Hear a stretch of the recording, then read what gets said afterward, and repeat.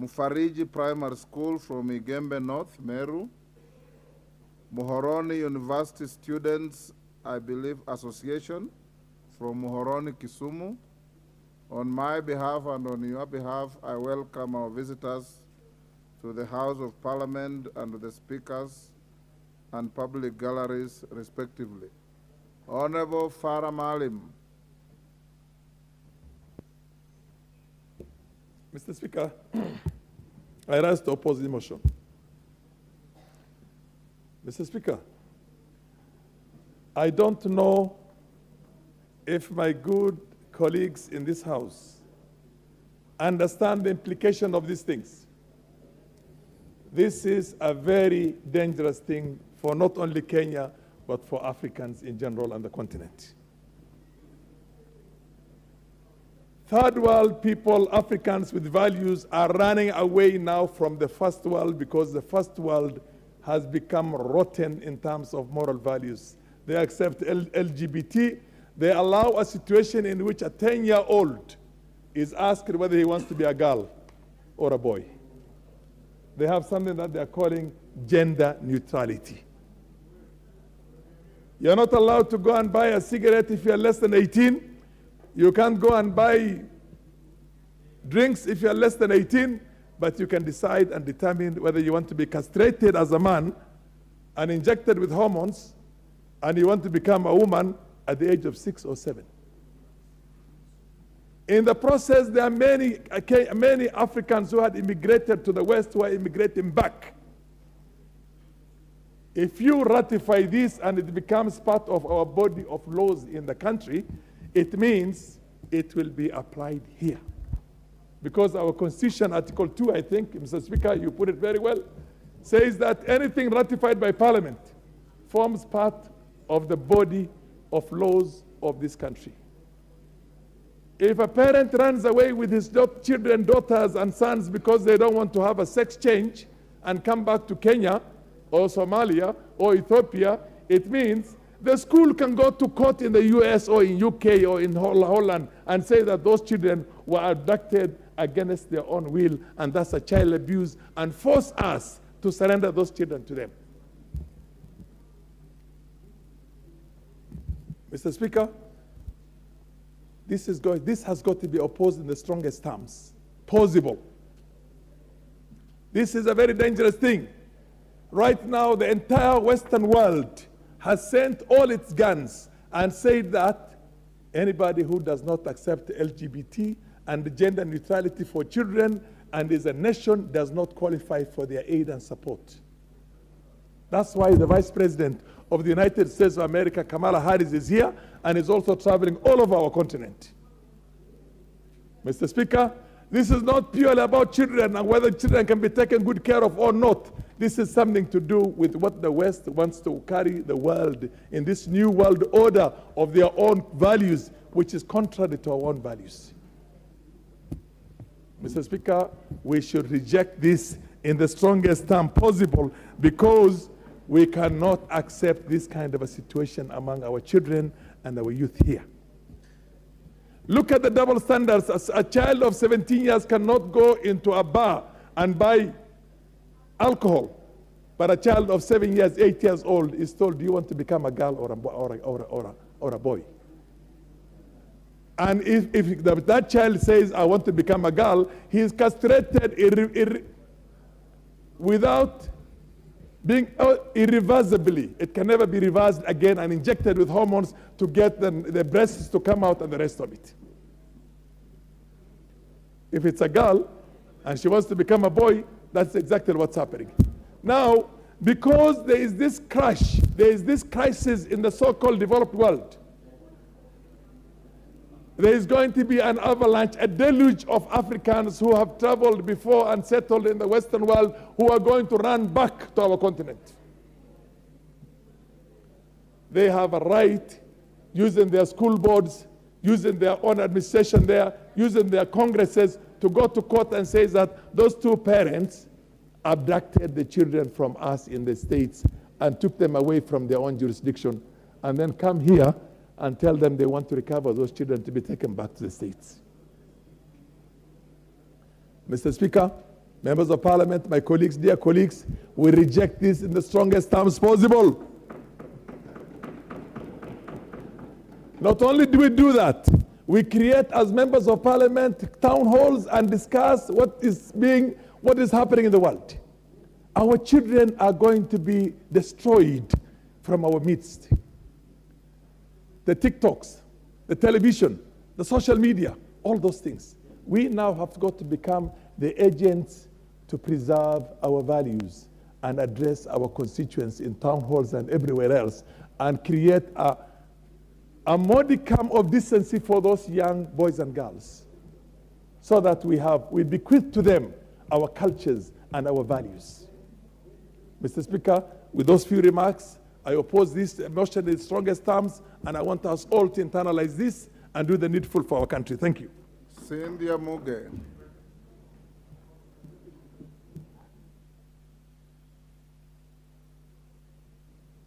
Thank you, Honorable Speaker, for the opportunity to contribute to this very important motion on the floor of this House today, Honorable Speaker. From the onset, Honorable Speaker, I want to say that I oppose this motion with the strongest terms possible. And Honorable Speaker, I have spent, since I got a notification from a very gracious lady who shares the notifications of whatever the order of business is in this House in the morning, Honorable Speaker, I have spent the better part of it, Honorable Speaker, asking to be able to see those, the exact wordings in those treaties, Honorable Speaker, so that I can be able to make a very informed decision, Honorable Speaker. Honorable Speaker, I have taken my time to be able from, in my own way, to be able to go through those particular writings, Honorable Speaker, and I have read them through, Honorable Speaker. And I want to say, Honorable Speaker, this particular matter, this particular ratification, Honorable Speaker, is something that has been brought to this House, of course, covered in a different color, while it means something in a different color, Honorable Speaker. And Honorable Speaker, I want to say that having gone through this particular treaties, Honorable Speaker, I want to say that one, they do not address the underlying issues, Honorable Speaker, of the things that, of the challenges that we are facing, both as parents and, Honorable Speaker, also as upkeep for children, or actually maintaining our children, Honorable Speaker. Honorable Speaker, it is giving power to some other quarters that we are not aware of, Honorable Speaker, to be able to control us from a different place, Honorable Speaker. And Honorable Speaker, it is an opportunity for this House to refuse the saying that says, the hand that feeds you controls you, Honorable Speaker. We no longer want to have other different hands feeding us, and therefore, Honorable Speaker, we have to refuse the control that they are giving us, Honorable Speaker.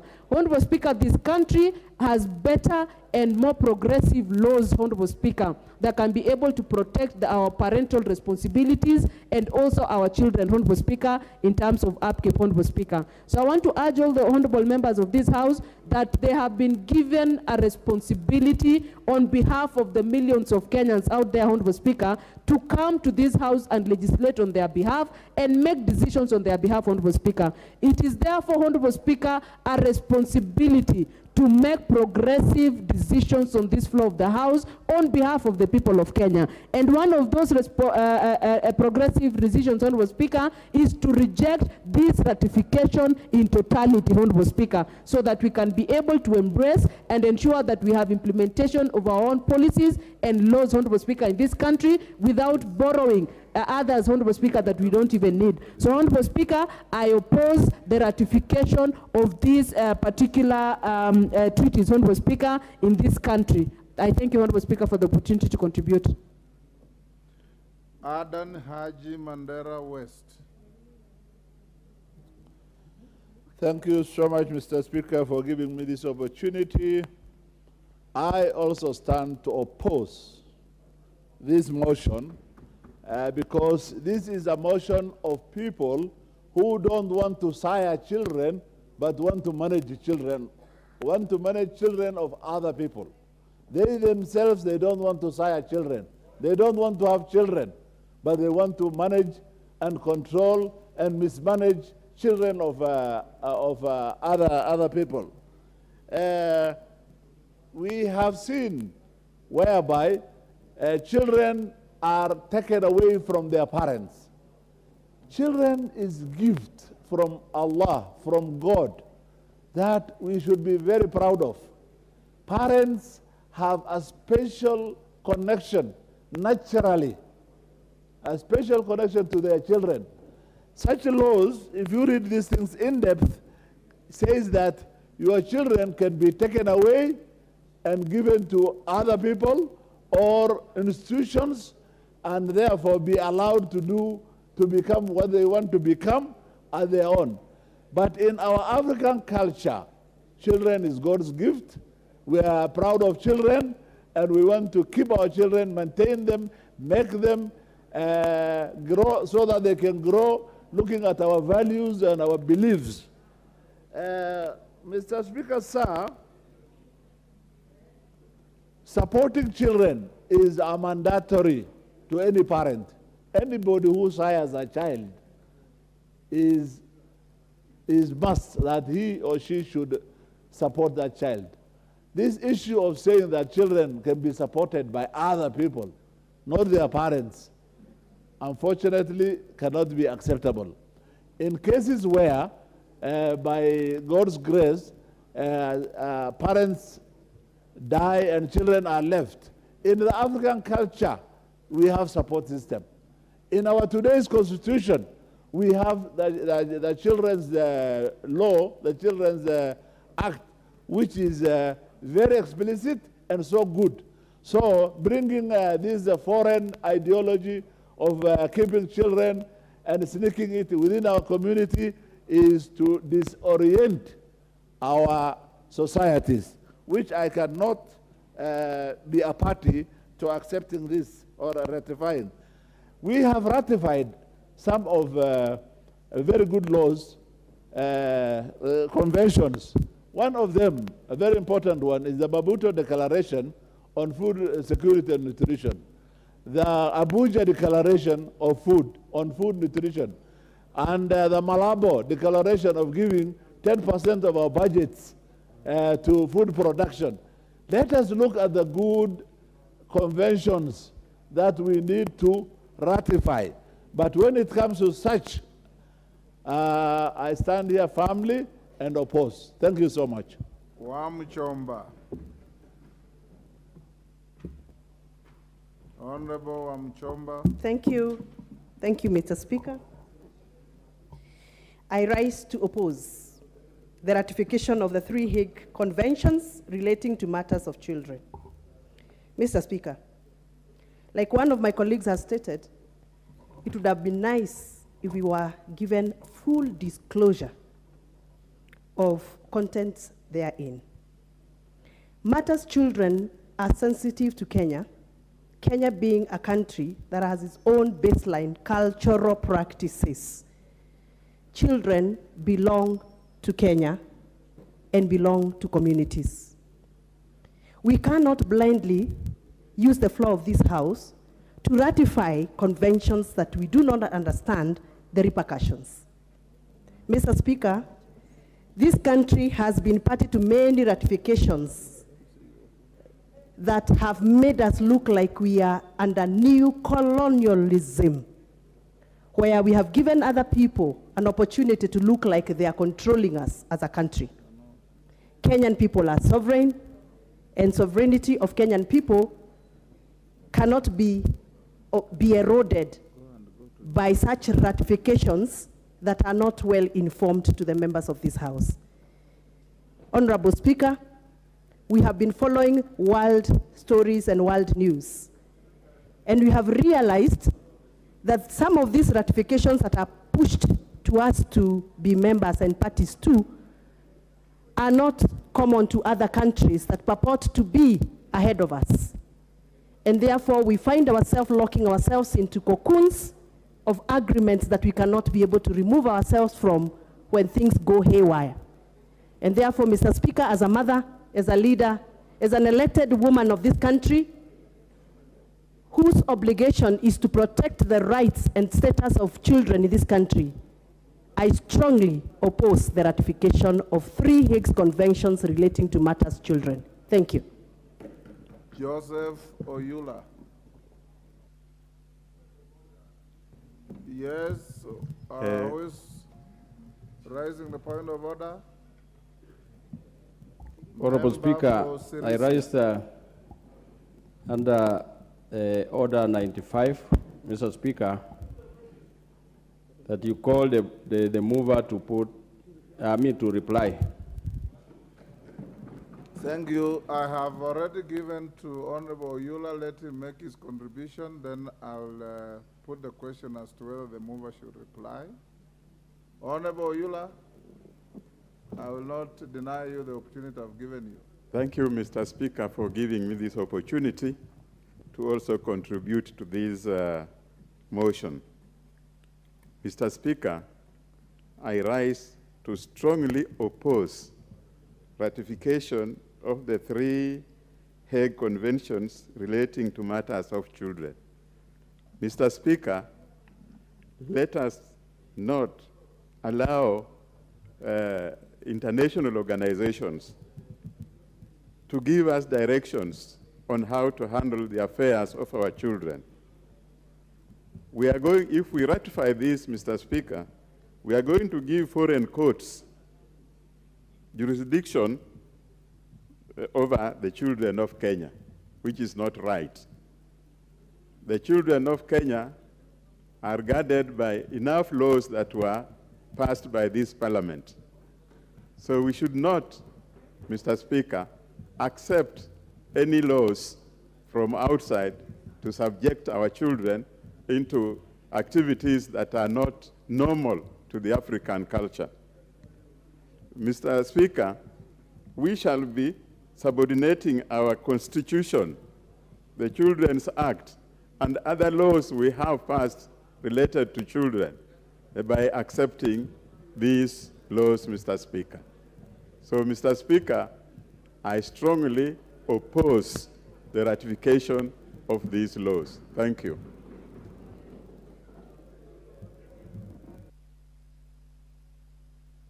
The member for Sirisia has called on the chair to move the House as to whether you agree to the mover to reply. I'll put the question that the mover now be called upon to reply. As many as of that opinion say aye. Aye. Will those of the contrary opinion say nay?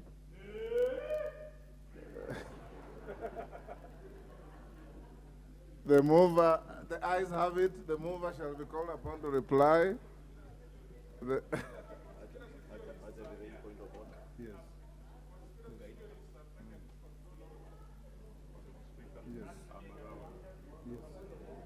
Yes, Order Alice, Honorable Alice Nanga. Yes, Majority Leader. Thank you, Honorable Speaker. I'm sorry to interrupt the mover before she replies. But you know, Honorable Speaker, I was listening into part of the men's conference discussions, and gentlemen in that conference were asking, as the mover replies, and I mean the men's conference within the National Assembly, as the mover replies to confirm to the men's conference whether if we allow this convention to go as it is, if the Honorable Kaluma, for instance, just for example, to avoid using myself as an example, is accused at some point of siring a child in one of his many trips to the US, whether people will now follow him and occasion the Speaker, as the chair of the Parliamentary Service Commission, to take away the whole of Kaluma's salary and ship it off to the US, or that of myself or any other of the members of the men's conference will be taken. Just the chair to clarify, just to make sure that the men's conference within the National Assembly are comfortable as to the import. And I'm saying this so that the chair addresses herself to some of the concerns that have been raised as to the import of this motion and its impact to us. Because, you know, our norms, our cultures, our laws are not equal to those of the US and other Western nations. And you know, Honorable Speaker, in the US, people enjoy, especially children and mothers enjoy far much more rights than they enjoy here. And therefore, we must be balanced and careful that we are not also imposing other cultures and legislations that are in other jurisdictions that do not exist here. So it would only be fair that the chair clarifies as she responds. Honorable Alice Nganga, you are called upon to reply. Thank you, Honorable Speaker.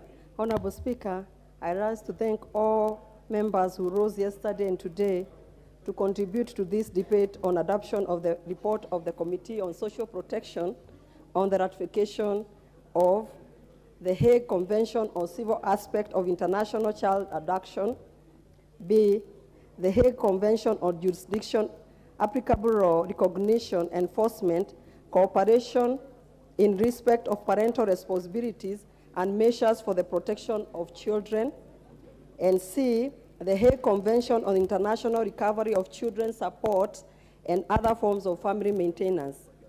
Honorable Speaker, I noted that several members did support and others opposed the ratification of the convention, noting they are significant in protecting the children of this country as provided for in Article 53 of the Constitution.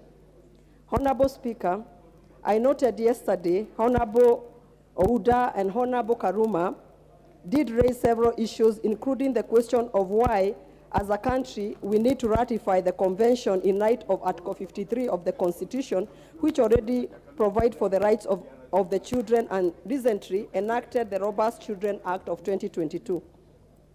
Honorable Speaker, allow me to inform the members that in preparing the report, we were not only guided by the treaty making and ratification of Act 2022, but we also combed through the entire Constitution and the Children Act of 2022, and all that the Hague Convention is doing is to assist our women, children, and men who may have orders issued by Kenyan court relating to custody, access, parental responsibility, and maintenance to those whose order recognized in other countries, to the Office of the Attorney General, the Ministry of Labor and Social Protection, and the Ministry of Foreign Affairs, and our foreign mission to facilitate the execution of the court orders.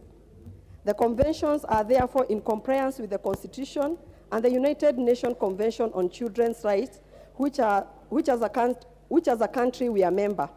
It is also notable that the committee was also guided by the advice of the Office of the AG in making its report, in particular in relation to the Constitution and legislation implication of the.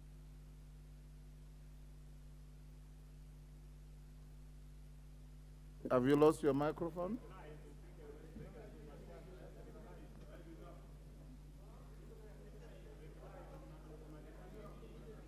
Can you give a microphone to the Honorable Alice?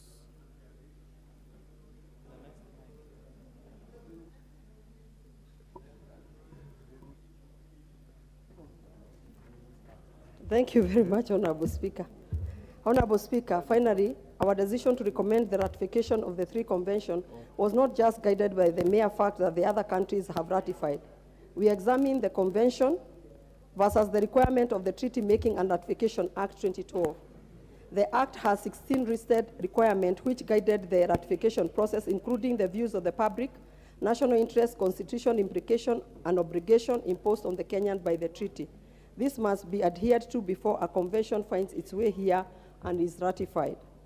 Consequently, whereas many countries in the world have ratified this convention, I stand here to say, as the committee, we recommended ratification of the convention, cognizant that the convention shall promote the children's rights under Article 53 of our Constitution. I also observed that there are several issues that members noted that may not have been included in the Hague Convention, and more so the issue that the committee should have considered on the three conventions separately, despite the fact that they are closely related. Honorable Speaker, you know, when the Chinese came here to Kenya and were constructing superhighway, we were left with so many Chinese children. And they went back to their country. And right now they are Kenyan citizens. As well as when you go to Narumoro, there are so many children from Britain, and the soldiers went back to their countries, Honorable Speaker. Honorable Speaker, recently I visited Canada, and I met a Kenyan lady there who they moved or relocated to Canada as a family.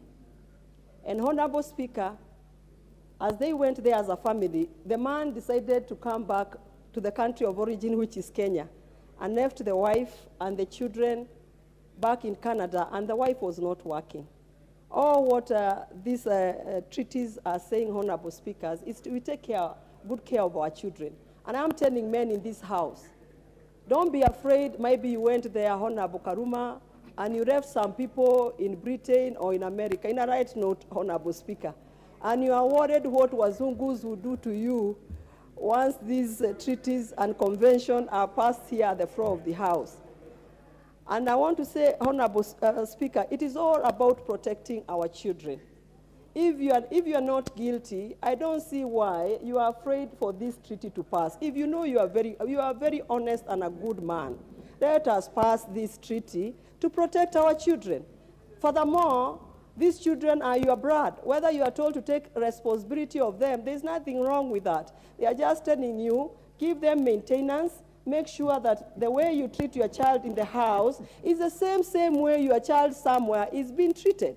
Don't leave these children with nobody to take good care of them. So you are afraid that if this one goes to The Hague, you will be forced, you will be compelled. You will be compelled to take care of your children. That's all what this treaty is all about, Honorable Speaker. Yes, and I'm asking this House, Honorable Speaker, thank you very much. We take this advice, and in the future we will endeavor to table separate report for each of the convention and to ease reference by Honorable Member, and further, in order to enrich debate of this House. Honorable Speaker, with these few remarks, I beg to reply. Honorable members, I'll now put the question, which is that this House adopts the report. Order. Take your seat, Sirma. Take your seat.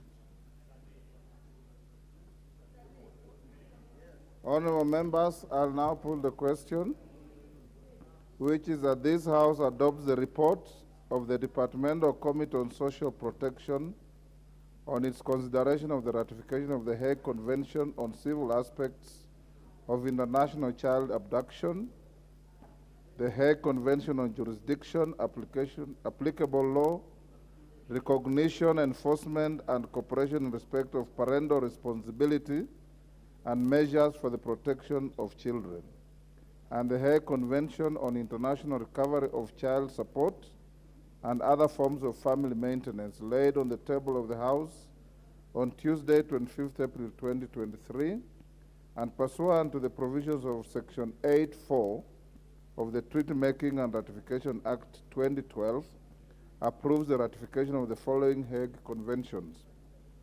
1. Civil aspects of international child abduction. 2. Jurisdiction, applicable law, recognition, enforcement, and cooperation in respect of parental responsibility and measures for the protection of children. And 3. International recovery of child support and other forms of family maintenance. Will as many of that opinion say aye? Will those of the contrary opinion say nay? Nay. The nays have it.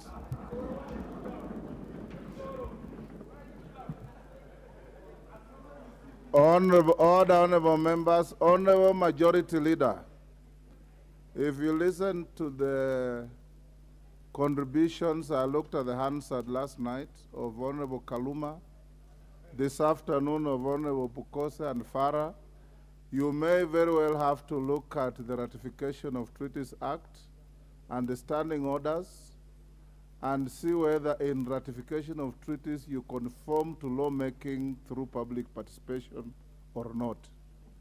I think that will be very important for you to ensure that you carry the public in creating law that has not been legislated by this House. Next order. Order number 9, special motion consideration of nominee for appointment as a member of the National Police Service Commission. Honorable D. Daraso, on behalf of the Departmental Committee on Administration and Internal Security. Thank you very much, Honorable Speaker.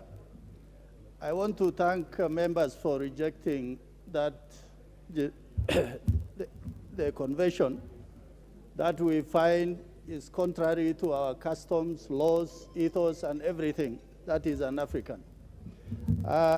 Thank you, Honorable Speaker. Consideration of nominee for appointment as a member of the National Police Service Commission. I beg to move that, taking into consideration the findings of the Departmental Committee on Administration and Internal Security in its report on the vetting of a nominee for the appointment as a member of the National Police Service Commission, laid on the table of the House on Wednesday, 26 April 2023, and pursuant to the provision of Article 252, Sub-Article B of the Constitution, Section 6(6) of the National Police Service Commission Act 2011 and Section 8(1) of the Public Appointments Parliamentary Approval Act 2011, this House approves the appointment of Mr. Edwin Kiprono Cheluget as a member of the National Police Service Commission. Honorable Speaker, in our approval hearing, it was grounded in law, Article 252 of the Constitution, Article 6(5) of the National Police Service Commission Act, also Article 118 of the Constitution, and Section 6(4) of the Public Appointments Parliamentary Approval Act 2011, and Standing Order 45(3). Honorable Speaker, the committee also considered Article 246 of our Constitution that establishes the National Police Service Commission, that should consist of a person who is qualified to be appointed as a High Court judge, 2 retired senior police officers, 3 persons of integrity who have served the public with distinction, the Inspector General of the National Police Service, and both Deputy Inspector Generals of the National Police Service. Also, the committee considered what is fundamental and a basic requirement, that a nominee must be cleared: ethics and integrity, tax compliance, criminal records, higher education loans repayment, and if an individual has political party affiliation. Going on this, Honorable Speaker, what is a requirement, particularly in terms of an individual who will be appointed to such a constitutional office? We must consider suitability. The suitability of the nominee is what, in principle, the committee assessed in terms of his professional training, experience, personal integrity, background and qualities, as well as his performance during the approval hearing. Honorable Speaker, the committee is Honorable Speaker, the committee came out clearly on this, that this particular nominee is qualified, is suitable, based on the foregoing. First of all, the the nominee for the commission is a Kenyan who was born in Nandi County. Also, he attended Kabimet Primary School in Nandi and also Kapsabet High School. He is also a law degree holder from Moi University, and also he holds a diploma in law from Kenya School of Law. His employment record, Honorable Speaker, the nominee brings about a long legal experience, over 18 years, where he has worked in several law firms, including, but not limited to, Chelugate and Company Advocate. He is currently a member of the Tax Appeal Tribunal since 2022, to which he has also served as a board member of National Irrigation Board since 2019. He was also the inaugural Speaker of the County Assembly of Nandi from 2013 to 2017. Honorable Speaker, the nominee is also a member of Law Society of Kenya and also a life member of the Red Cross Society of Kenya. He confirms that his net worth is 55.5 million, comprising of residential homes, farms, farm machinery, vehicles, and livestock. He is not a member of any political party, and he confirms that if this House approves his nomination, he is not likely to have any conflict of interest. Also, on integrity, the nominee has not been charged in any court of law, and for that reason, I think on that, he is given a clean bill of health. Honorable Speaker, during the approval vetting, the nominee was asked by the committee members a raft of questions that ranges from education of police officers, the appointment of the IG to be a member of the National Police Service Commission, police officers' welfare, including injuries while they are on duty, stagnation of police officers in one rank, the challenges the police officers who are graduates are facing, and also on emerging issues such as new religious crimes of radicalization, and on the mental health of police officers and transfers. Honorable Speaker, the candidate was able to fully respond to the questions that were raised, and I wish to say as follows. In accordance with Article 78(1) of the Constitution, the nominee is eligible for appointment as a state officer. And in terms of both education experience and also working in government, this particular nominee fulfills most of the important requirements that are laid down statutorily by the Constitution.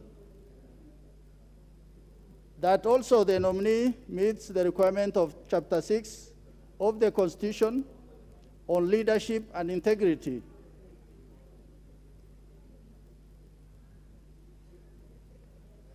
The nominee has also not been dismissed from office under Article 75 of the Constitution for contravention of Article 71, Article 76, and Article 77.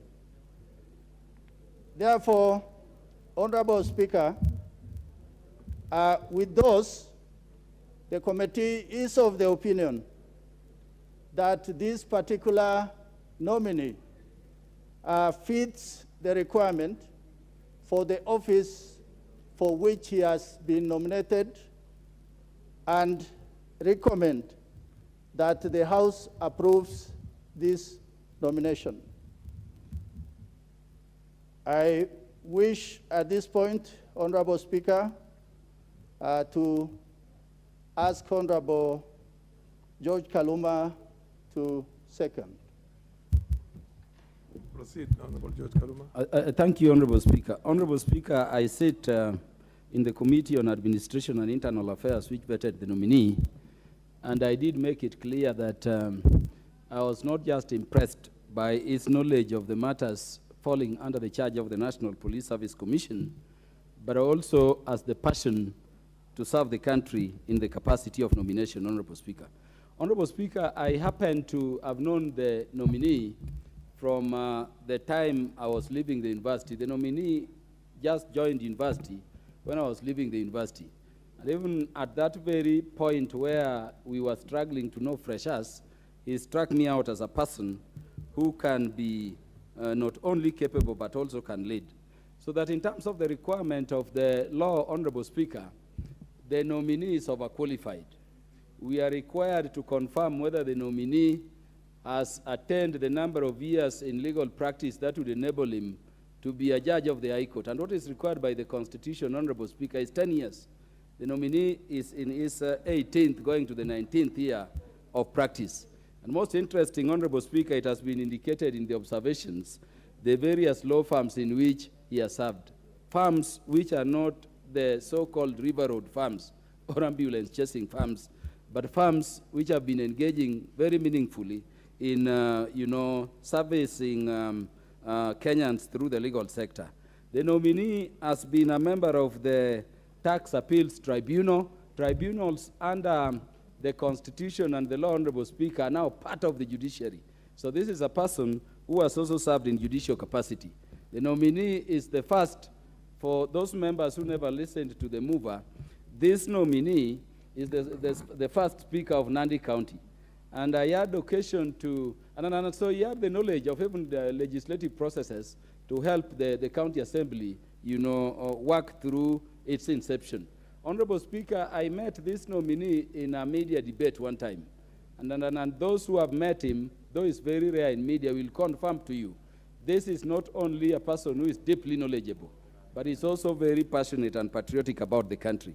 The most interesting thing, Honorable Speaker, is that we are dealing with a fight against corruption.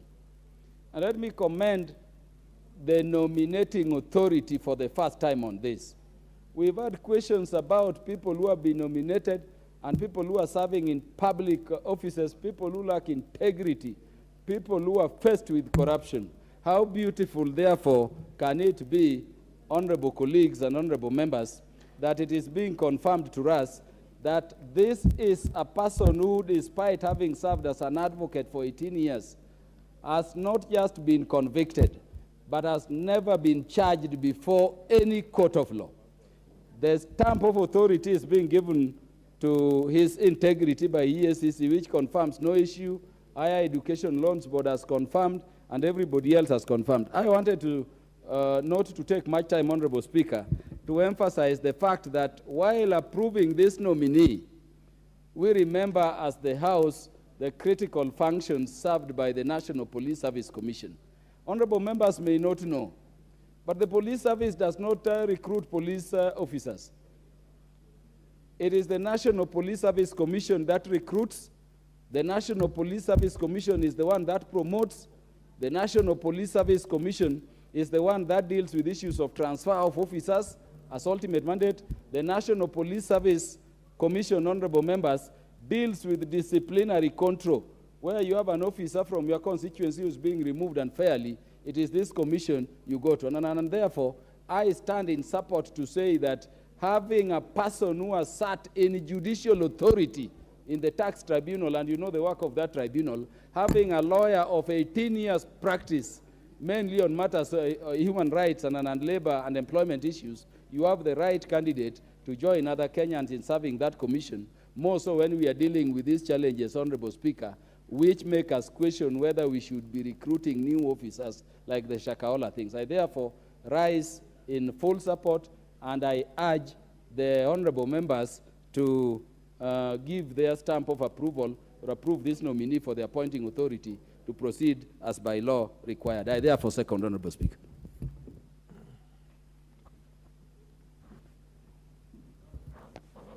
Honorable members. Order. Order. Honorable members, I now propose the question that taking into consideration the findings of the Departmental Committee on Administration and Internal Security in its report on the vetting of a nominee for the appointment as a member of the National Police Service Commission, laid on the table of the House on Wednesday, the 26th April 2023, and pursuant to the provisions of Article 250, Subarticle 2B of the Constitution, Section 6, Subsection 6 of the National Police Commission Act 2011, and Section 8, Subsection 1 of the Public Appointments Parliamentary Approval Act of 2011, this House approves the appointment of Mr. Edwin Kiprono Cheluget as a member of the National Police Commission. Kamket, MP for Tiati.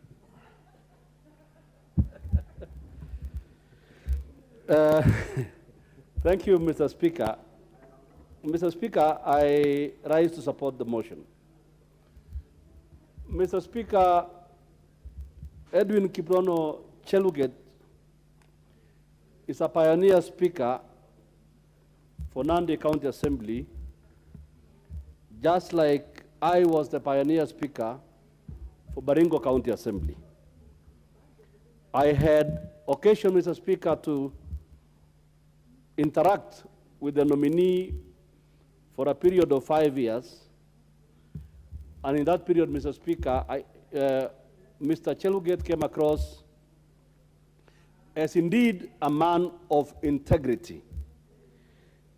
And Mr. Speaker, if the quality of the former speakers of County Assembly, if the quality I have seen of former members of speakers of County Assembly who are serving as members of this National Assembly now is anything to go by, and we have many of them, Mr. Speaker, then there is no doubt, Mr. Speaker, as to the ability of Mr. Cheluget to serve in this commission. And I want to commend His Excellency, the President, for appointing this gentleman, so nominating him. Mr. Speaker, as he joins, and I believe this House, I'm not taking for granted, as he joins the National Police Service Commission, Mr. Speaker, I just want to say one or two things about the functions of the National Police Service Commission.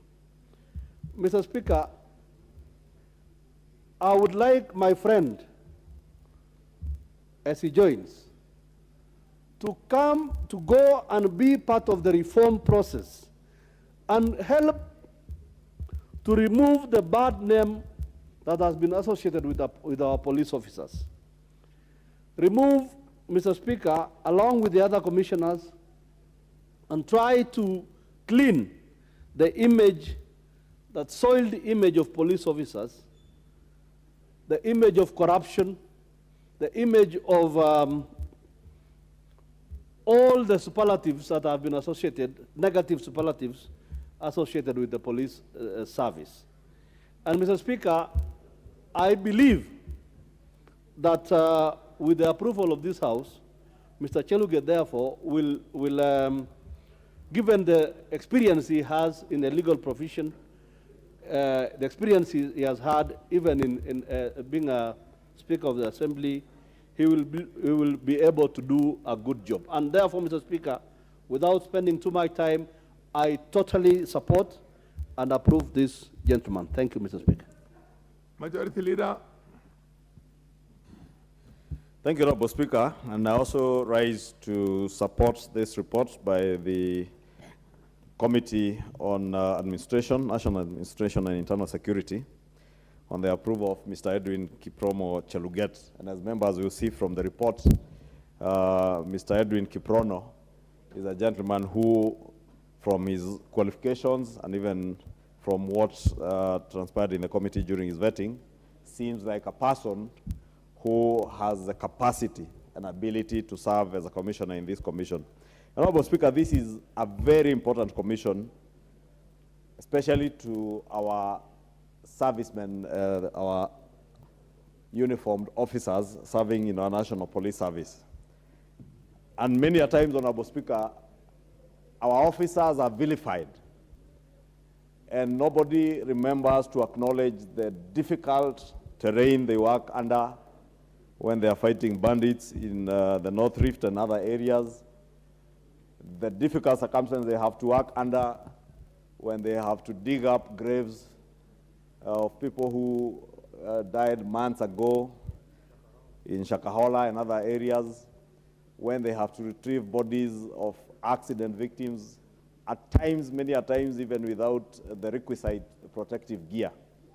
And this commission, Honorable Speaker, has a duty and a responsibility to these officers to ensure that these officers serve under humane conditions.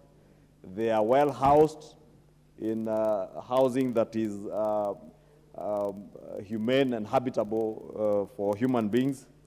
And also, they are well remunerated, Honorable Speaker, and I must appreciate that, in fact, as we did promise under the Kenya Kwanza regime, when we were campaigning and we were speaking to our armed officers, our uniformed officers, Honorable Speaker, we were promising them that the government would work to review their terms of service, and I must appreciate that under the chairmanship of Justice Maraga, this is a work in progress, and I do hope they will be able to conclude this process, and our officers will be well served as they servers, well served by the people of Kenya and taxpayers that they work hard to serve.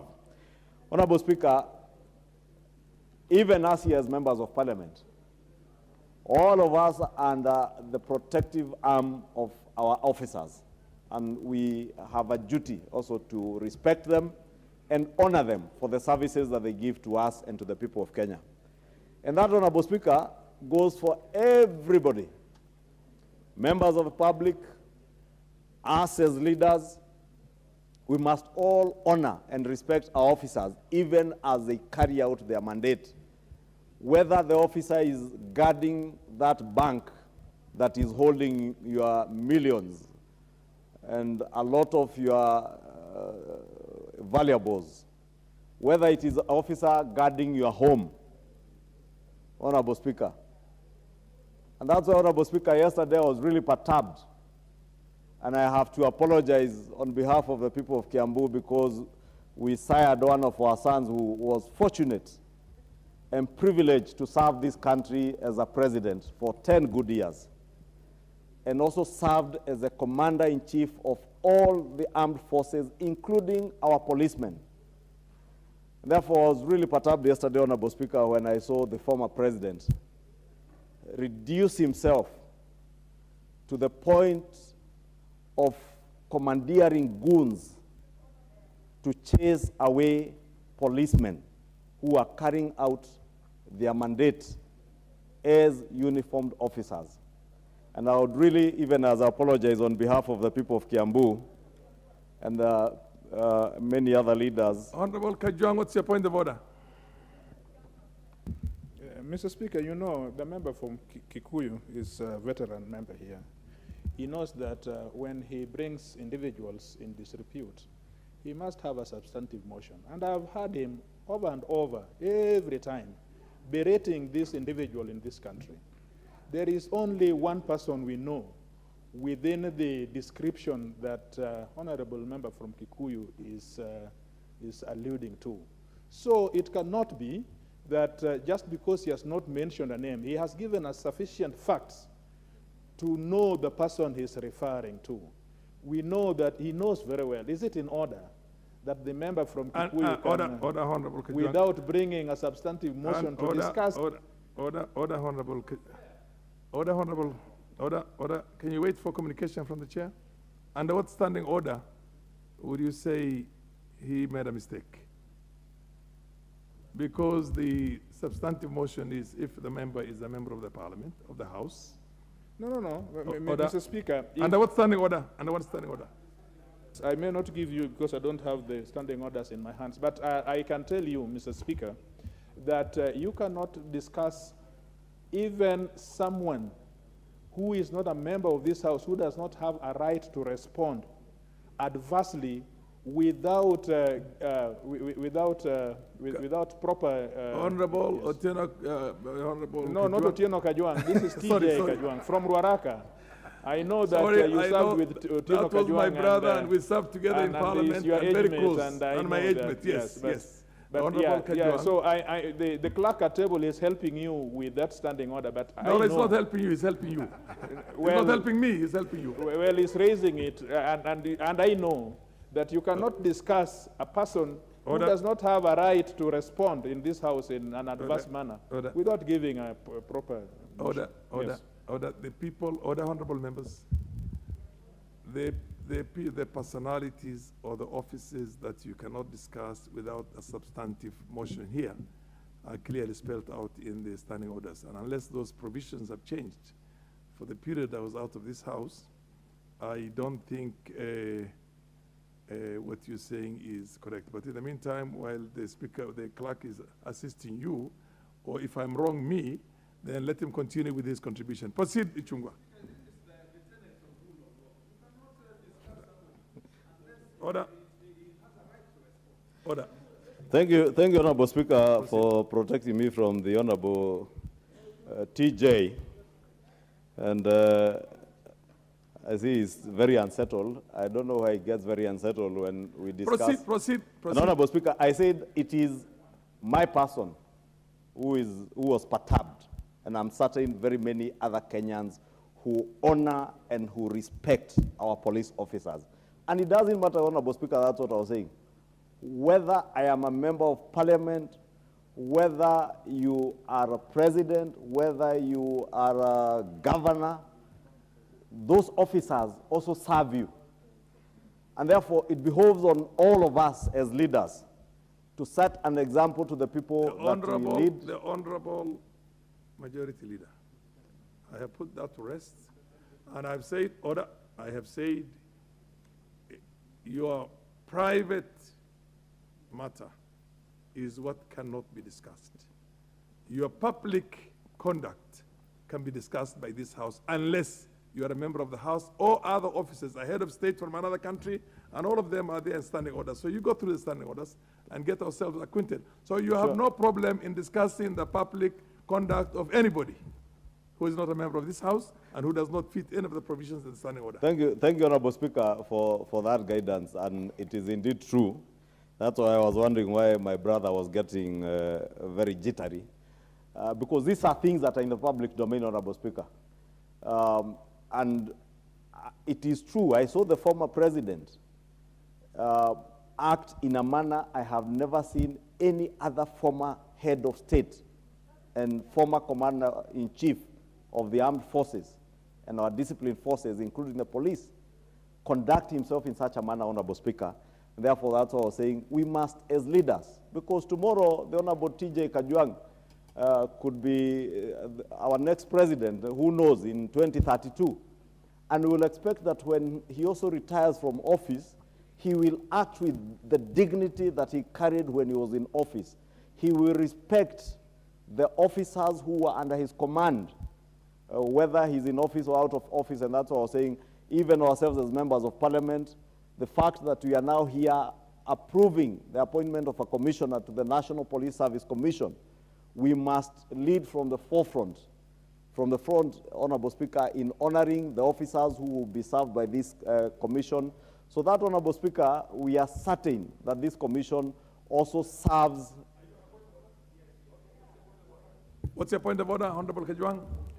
You know, I know, even without reading in the back of my hands, that this house is a house built on the rule of law. Yes. But forget about the other order, 97, 87 that we were discussing. You know, we members, and the speaker who has just sat, is not just a normal member of this house, he's the leader of minority.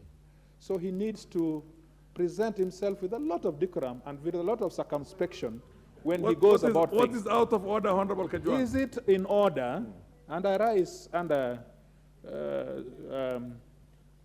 Standing Order 91, a member shall be responsible for the accuracy of any facts which the member alleges to be true and may be required to substantiate any such facts instantly. He says that the former president led a group of goons. Can this member substantiate the truth and the accuracy of the fact that he is alleging of such a distinguished person that has served this country, that he led a group of goons somewhere to do certain things that he finds deplorable? Is it in order? I want to hold this member very, very responsible to his facts and statements. This is not a laughing matter. He's talking to a person who has served us for 10 years. You've made your point. He has served us for 10 years. So there are a lot of people out there who revere this person and who knows that this person is one of the people who has given us these freedoms that he's talking about. Order. Honorable Rosabu, you will have a moment to contribute. Can you hold your horse until you have...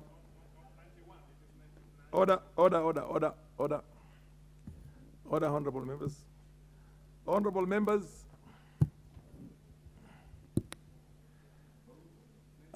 order. When you say that the accuracy of that, you have to be able to substantiate the inaccuracy of it. And in this case, because I'm talking from experience, and I'm talking from respecting and upholding the dignity of this house and the rules. The rules are very clear. Standing Order number 87, one says, neither the personal conduct of the president, nor the conduct of the speaker or any judge, nor the judicial conduct of any other person performing judicial functions, nor any conduct of the head of state or government or representative in Kenya of any friendly country, it's qualified, friendly country, or the conduct of the holder of an office whose removal from such office is dependent upon a decision of the House shall be referred to adversely except upon a specific substantive motion of which at least 3 days notice has been given. 2, it shall be out of order to introduce an argument when any specific question upon which the House has taken a decision during the same session, except upon a motion to receive. This is another one. It also says, it shall be out of order to use offensive or insulting language, whether in respect of the members of the House or any other person. Offensive or insulting. It is not the description of a behavior. It's not discussing a conduct. Offensive, like calling somebody a fool or a stupid or whatever it is. So this is the House of Rules, and I agree with you. Order. The political persuasions and the political preferences will be kept out of the House when we are observing the rules of the House. And the chair is a very impartial arbiter in this. Conclude your contribution. Order.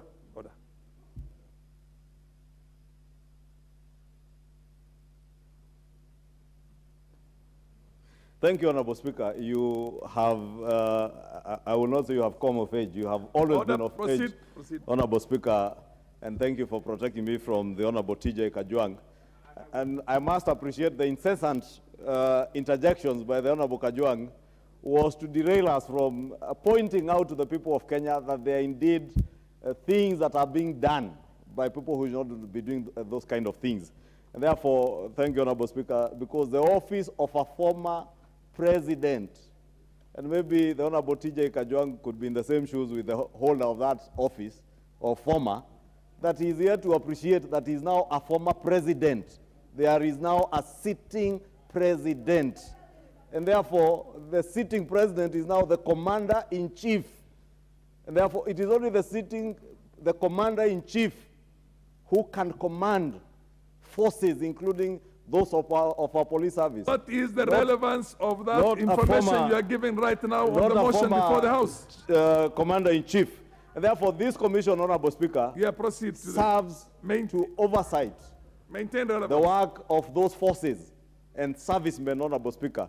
And that is why it is important as a House, as we discuss and as we seek the approval of the Mr. Edwin Kiprono Cheluget, to ensure that this is a man, as he was able to demonstrate, who can protect our police officers. Because as I said from the beginning, Honorable Speaker, our police officers are often more vilified than appreciated. That even in conducts like those that we saw yesterday, it is about vilifying that officer who is only but carrying out his work in line with his constitutional mandate and what he has been charged to do, to enforce court orders and do what he is supposed to do. Honorable Speaker, because I know we are coming from a past where court orders were meaningless, where it was the rule of men rather than the rule of law, we must ensure that even this commission, not just Mr. Kiprono Cheluget, but the commission itself, ensures that all our policemen are well empowered to ensure that the enforcement of the rule of law, whether in Ruaraka constituency or in Kikuyu or in protecting the people of Kileleshwa to live peaceably within their neighborhoods, Honorable Speaker, the police must be there. And we cannot be a nation where we only vilify our officers and not pat their backs when they do well, Honorable Speaker. Yet, when we have problems, we run to those policemen. Let us also learn to appreciate them. Let us encourage these commissioners in the National Police Service Commission to ensure that they work to improve the terms of service of our policemen and women, and also ensure that those of us who are being served by these officers appreciate them and value and honor them, and not treat them like they are second-class or third-class citizens, because they are our sons and daughters. In fact, in the more developed countries, Honorable Speaker, you will appreciate that we have seen in countries like in the US, the UK, where policemen are among the best remunerated public servants. And they are well respected even in the neighborhoods where they live in. Unlike in Kenya, where we want to vilify them, we want to tell them as we gesture them, tokeni hapa, kwendeni. I mean, it's only, Honorable Speaker, is either you are sheep in a farm that you commandeer with your hands and chase the way we saw yesterday, or you are dogs, but not uniformed officers, Honorable Speaker. And I must again take this opportunity to condemn the actions of the our former president and encourage him to conduct himself with the honor and dignity that all other former heads of state and presidents, not just in this country, but even in banana republics in Africa and other areas, have conducted themselves in a better way post their time in office. With that, Honorable Speaker, I beg to support the appointment of Mr. Edwin Kiprono and urge him to utilize his time in this commission to work towards improving the services of our servicemen and women in the police force. Thank you, Honorable Speaker. The Honorable Rosa Buyu, followed by the Honorable Cynthia Muge.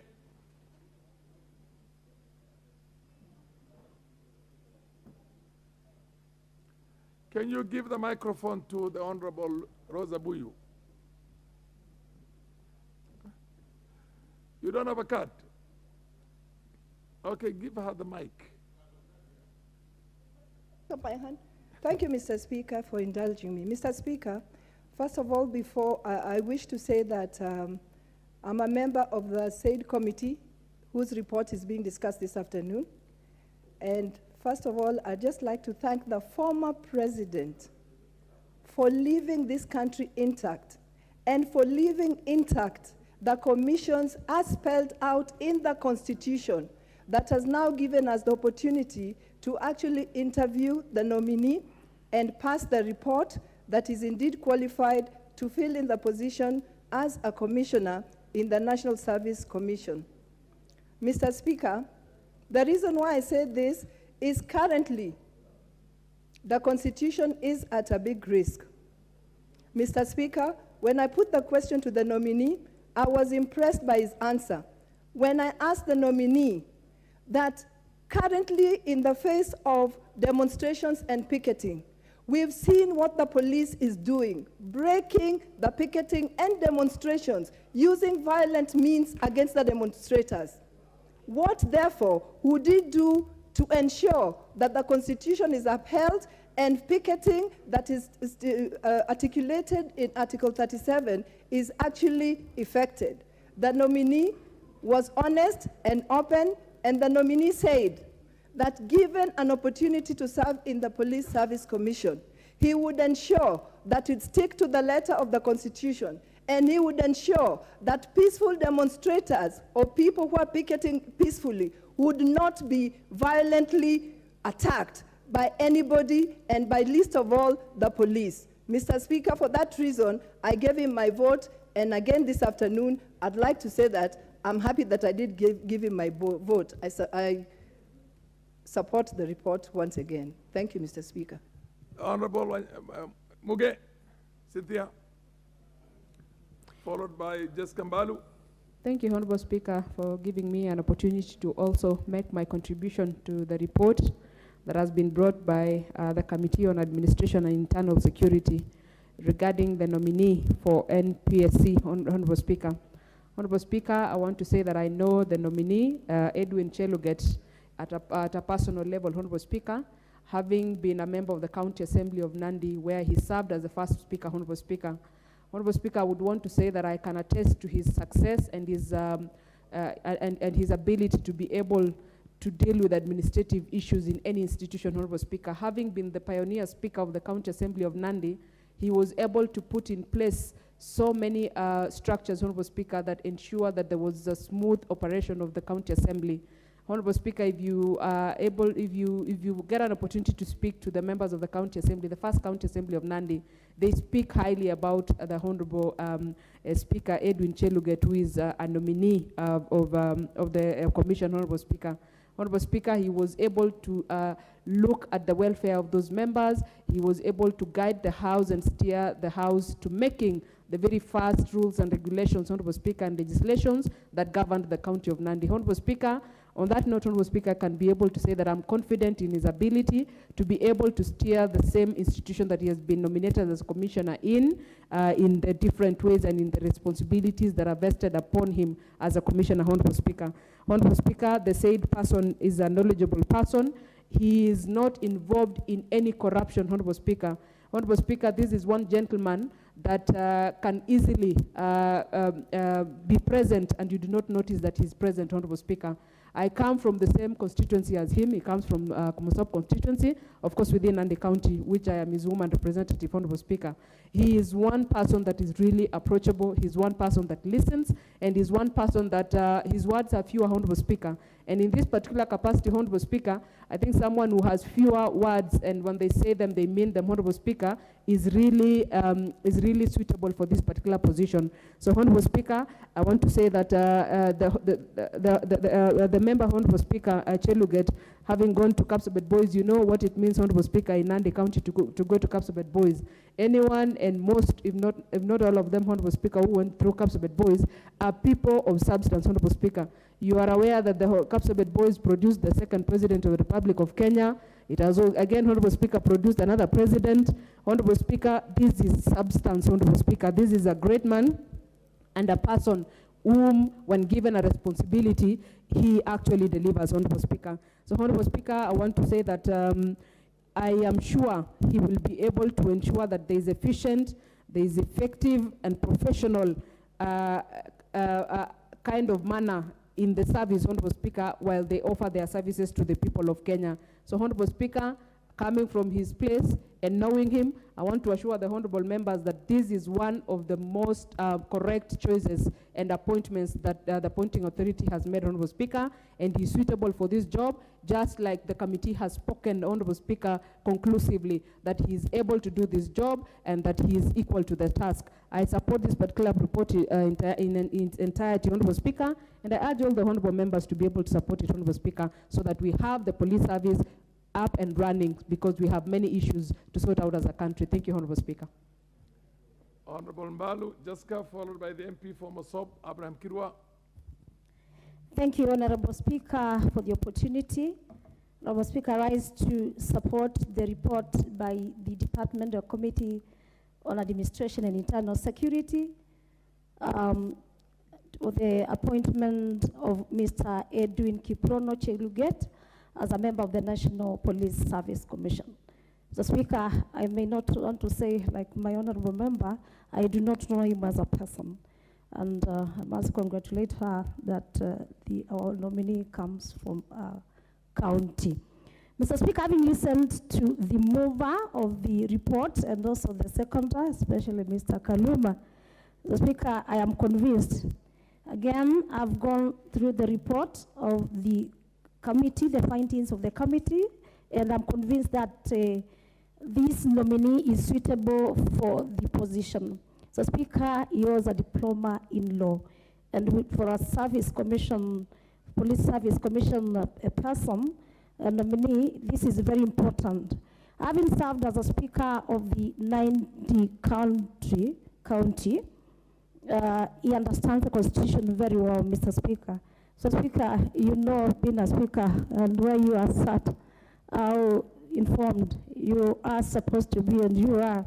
I've sat in that seat, sometimes very hot, where you are, Mr. Speaker, for 10 years, and I know how much research you should do. And so I'm so convinced that our nominee will do a very good job, Mr. Speaker. Mr. Speaker, he has a lot of experience in the legal sector for over 18 years of experience. I think that is good enough, and is going to do good service to this country. Through the report again, Mr. Speaker, he has gone through chapter 6. He passed chapter 6, that is on leadership and integrity. Mr. Speaker, and so without much ado, I want to join my colleagues in supporting the appointment of Mr. Edwin Kiprono Cheluget. I thank you. Honorable Abraham Kirwa, followed by the Honorable Wanjiku. Thank you, Mr. Speaker, for this opportunity that you've given me to support this motion on the consideration of the nominee, and that is Edwin Kiprono Cheluget by the Departmental Committee on Administration and Internal Security. Mr. Speaker, I know the nominee personally. He comes from my constituency, and we also come from the same ward. I've known Edwin Kiprono for quite some time, and I can confirm to this house that he's a man of integrity, a man with impeccable record, a man who has served the community for a long time, a father, an elder, and somebody who can be trusted. Has an experience of 18 years in law practice. And as mentioned, he also served as the first speaker of Nandi County. So this is a man that I know for sure is going to bring a lot of experience and a lot of integrity to the Police Commission. So, Mr. Speaker, I do support the committee for nominating, and also the process that you went through, and everybody was able to identify his experience and also to know that this is somebody who is going to be a blessing to this country. I want to thank the President for his nomination and for choosing this particular individual, because I know there were many, many other people who wanted to be in this position, but they chose this particular person. But as the MP of Mosop, and also coming from the same constituency with this particular nominee, I can confirm and I support the report of the committee that Edwin Kiprono Cheluget to be approved and nominated to be in the commission. Thank you, Mr. Speaker. Sorry, Mwenje Kumuya, I think you are going to have another shot another time, but for now it is the Honorable Woman Rep for Elgeyo Marakwet. Caroline. Thank you, Mr. Speaker, for giving me this opportunity.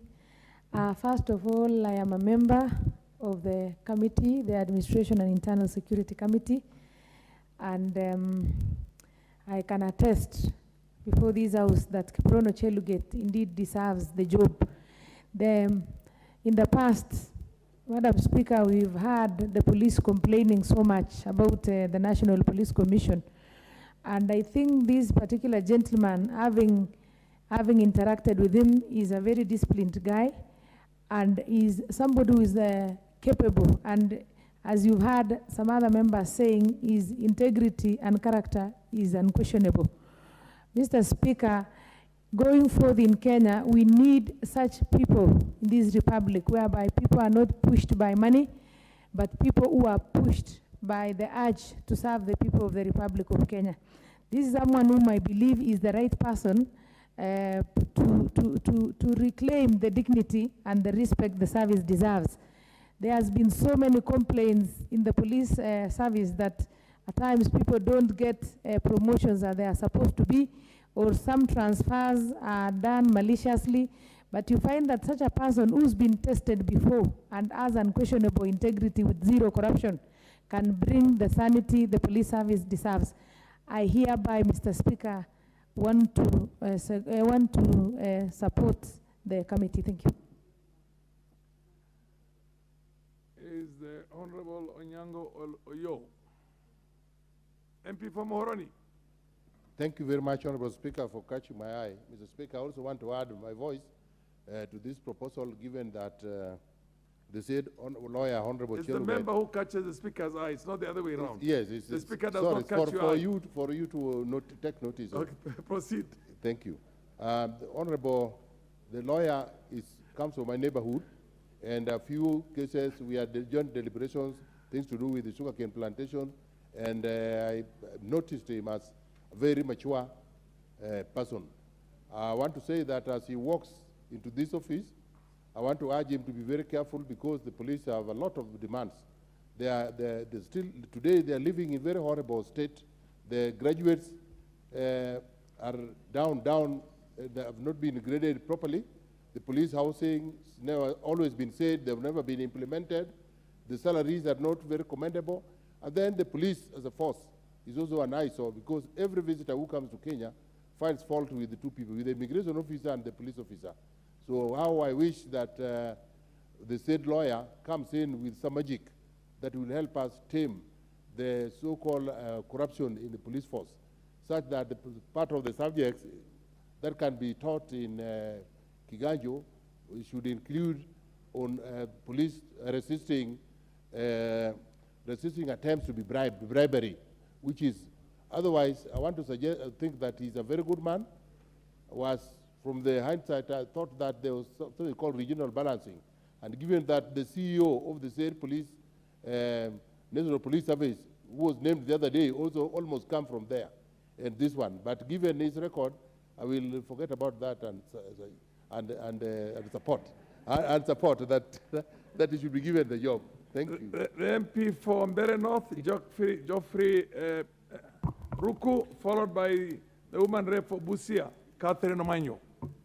Thank you, Mr. Speaker. I rise to support the special motion on consideration of the nominee for appointment as a member of the National Police Service Commission, Mr. Edwin Kiprono Cheluget. Mr. Speaker, the work which is done by the police in this country is a lot of work, and in most of time, the members of public don't appreciate the kind of job which the police service do to protect the property and the life of the people. Mr. Speaker, we have seen the kind of job they have done, the police has done, as far as taking care of Maandamano, which has been perpetuated by the members of Azimio, and they have continued to ensure the property of the people of Kenya is well protected. This appointment or this consideration of Mr. Edwin will go a long way, Mr. Speaker, in ensuring that the police service is well managed so that we can take care of properties of the Kenyans and probably also take care of demonstration which may be coming, as we are told by our colleagues from the other side. So it is extremely, what the report is saying. The gentleman is very much qualified for this position with very many years of experience in legal service, and not only legal, but also in legislative matters in Nadi County. And therefore, Mr. Speaker, as the House, it is high time we ensure all what the police service needs is well taken care of in our budgeting processes. I support, Mr. Speaker. Thank you. Yes, the woman rep for Busia, Omanyo. Thank you, Mr. Speaker. I support as well because of the testimony that I've heard from a neighbor of the nominee, that he's a man of high integrity. And I believe that he understands that his role has a large inventory of duties. So I also hope that he understands the roles of every docket, including even politics. I just hope that it is not a time for nominees to come in place to frustrate or intimidate any part of the divide, whether minority or majority side. Because we've witnessed before some imbecilic postures of some policemen who take their opportunity to now showcase during maandamano how they can actually put down or destroy or even almost kill. I say kill because we have witnessed that, and nothing has happened.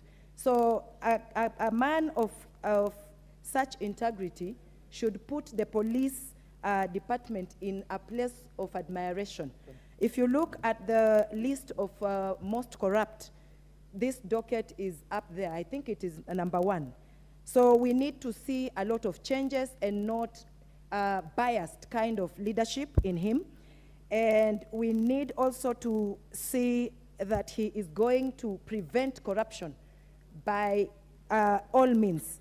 And also like transparency and accountability in that docket that he's getting in. So my prayer is that position is not politicized, but he brings the police that is bedridden right now from there to a place where we can now trust our police, men and women, and actually go to be helped, knowing that we will not be judged even before we go to those places. Thank you, Mr. Speaker. The MP for Turkana East, Nicholas Ngilong, followed by the majority whip. Thank you, Speaker, for this time. Mr. Speaker, after listening all the testimonies which have been given to Mr. Edwin and also to the report of the committee on this nominee, Mr. Speaker, I've been convinced that this is the right man to be in that commission at this time when our police, they are not in good blood with most of the citizens of this country because of what they are doing and the way they live. And having such a kind of person in such a commission, Mr. Speaker, we believe that he's going to do a good job. And what's your point of order, the Honorable Wanjiku Muhia?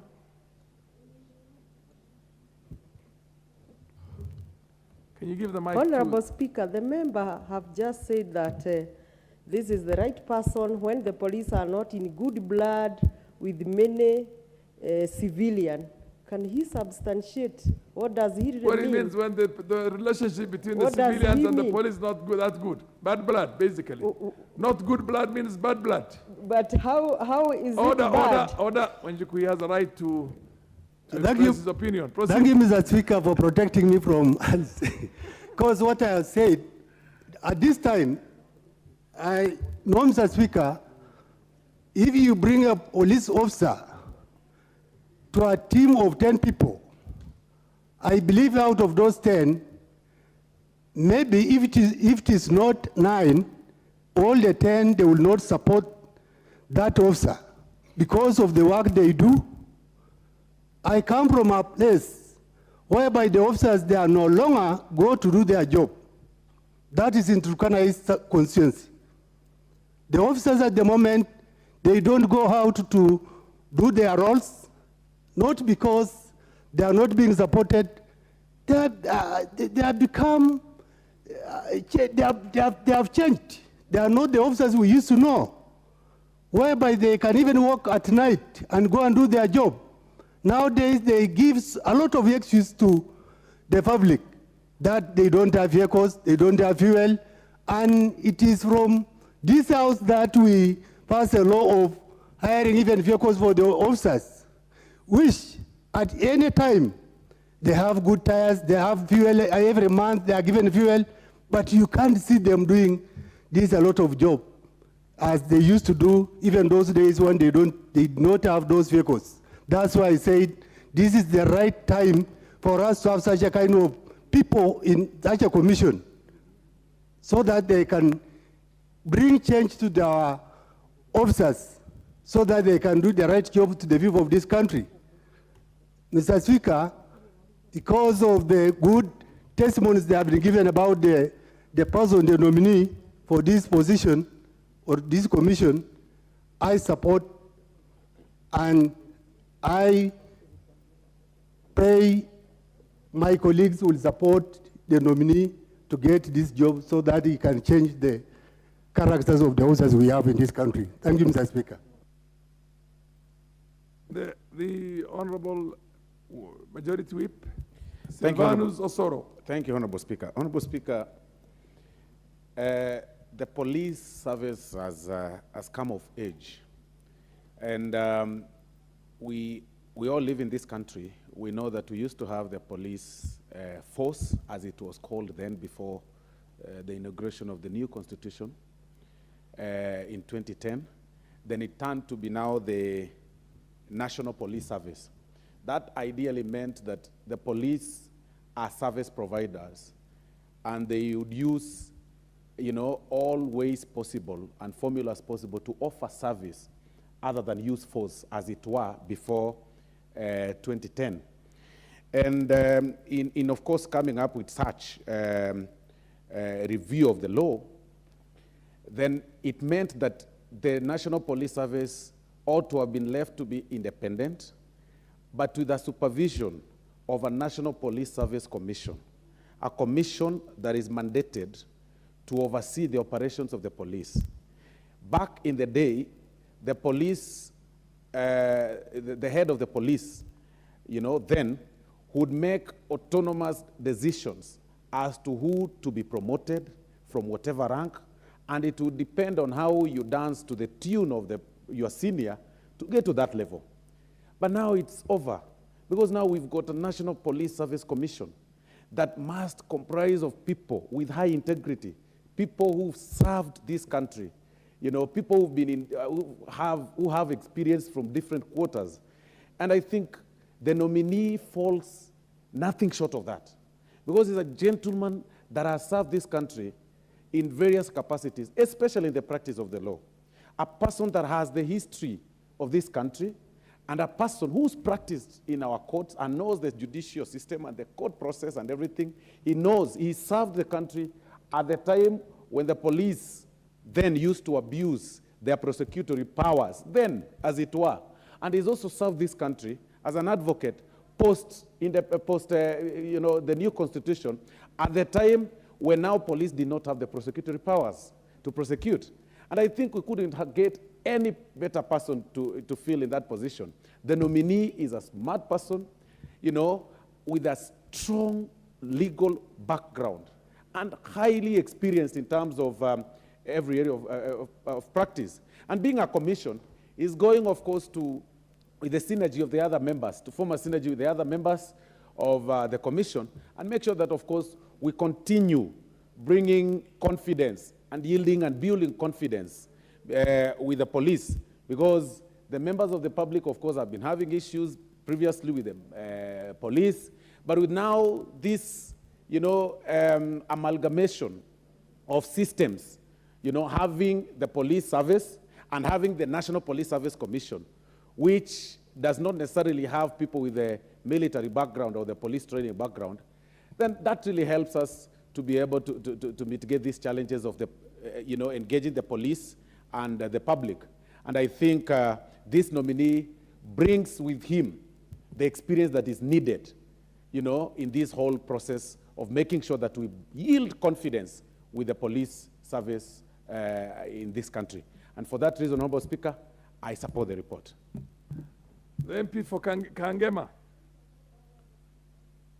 What's your point of order? Honorable Speaker, I'm starting on standing order number 95. Considering this motion has been sufficiently debated, if you could call the mover to reply. Order, you're out of order. The MP for Kangema.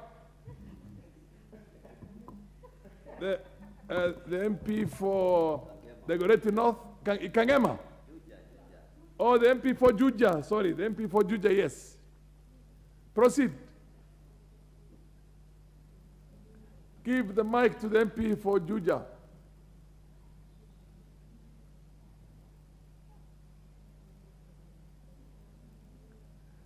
Mheshimiwa Honorable George Koimburi. Proceed. What happened to the mic? Okay, now you have it. Thank you, Honorable Speaker. I was also studying for a point of order because all the members have already spoken on this matter. Order, reply. Order, you're out of order. The MP for the Goreti North.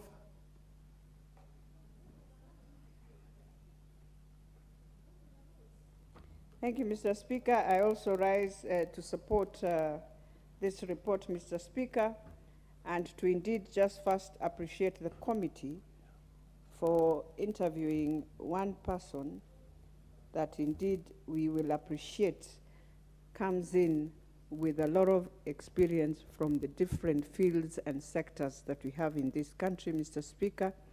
Mr. Speaker, when you look at the CV of one Edwin Kiprono Chelugut, you appreciate that as he comes into the Police Service Commission, he is bringing in first the experience of the legislature, where he was a speaker once in Nandi County. Then he brings in the experience of being a lawyer, and he brings in the experience of also sitting in a board that deals with also national matters.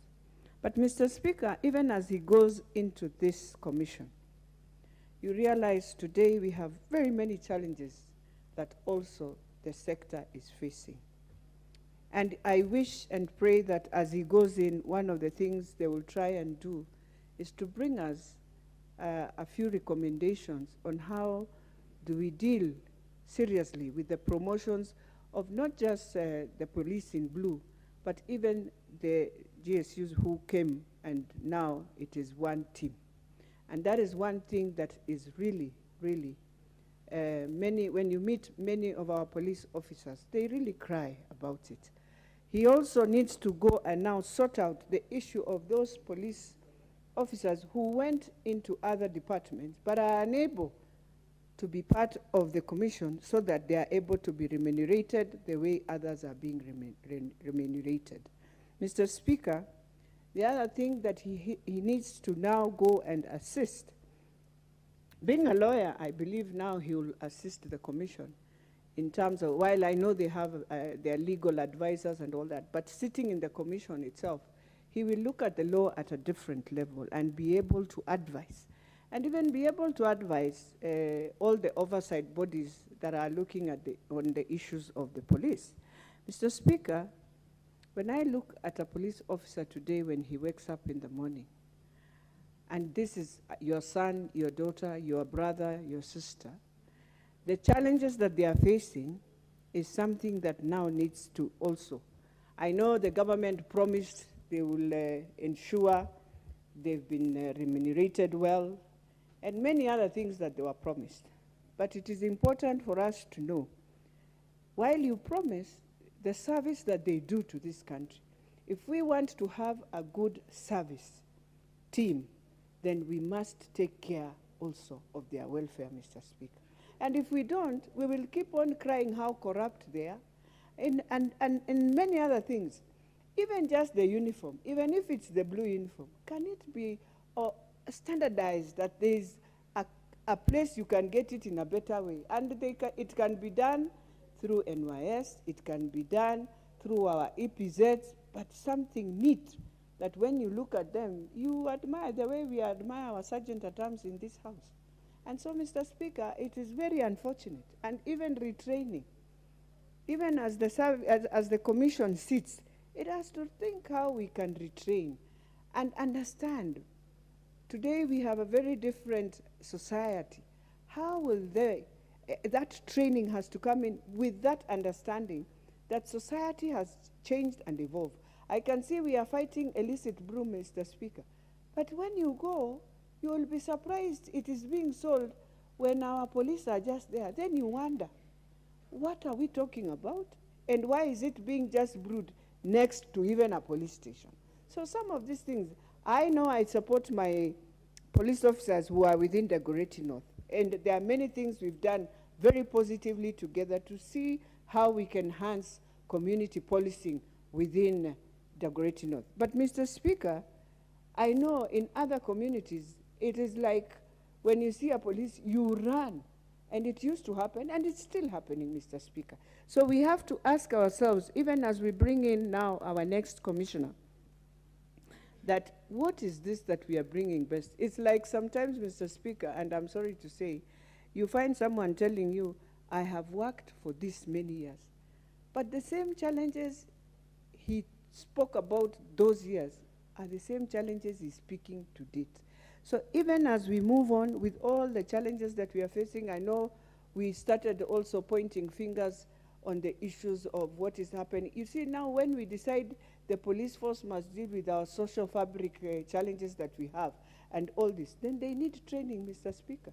And also, we need to distinguish it out of the politics so that they don't feel, if I interfere here, I might be interfering with politics, because we have sort of mixed so much things until that is why there's a lot of laxity in terms of dealing with the moral decay that we have in society.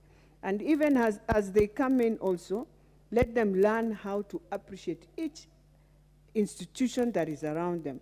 So I'm hoping we can have very good understanding in the different organizations that are within. We can also look at, there are some issues that police are going through. Maybe they went somewhere, you can use force, maybe because you are on your defense, but now they are being taken to court, and I'm hoping the commission will look at those things, that not everyone, and even this house must come up with some clear regulations now to guide, because also it's becoming an issue where people are being taken advantage of. So, Mr. Speaker, as I finalize, I want to really appreciate and wish Mr. Edwin Kiprono well, but I want to tell him we are there to support, yes, but we are also there to monitor, and we will support the police where it is needed. I have always been their supporter, and I still support that they need good welfare for them to serve this country and serve in a better way, Mr. Speaker. And so, Mr. Speaker, while the committee is going to do the rightful job, we need to also ask that in all this that we are doing? Can we have good officers who are willing to serve this country, who are willing to support and find us, get better services, who are willing to understand the Constitution? Edwin is a lawyer. As he goes in, can he understand and guide the rest to understand the Constitution, where we need to do and what we need to have? So, Mr. Speaker, with those many remarks, I beg to support this report and to wish Mr. Chelugui well. Thank you, Mr. Speaker. Yes, Honorable MP for Kipipiri, Wanjiku here, you're on what point of order? Honorable Speaker, I'm starting on standing order number 95 to request if you could call the mover to reply. Is that the mood of the House?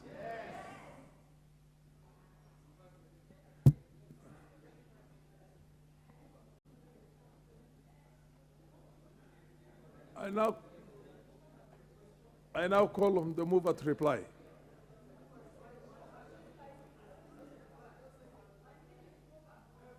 Order. The mover.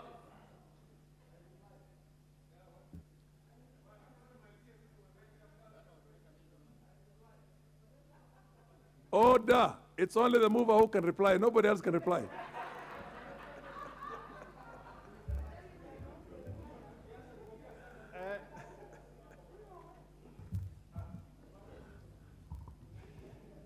Proceed and reply.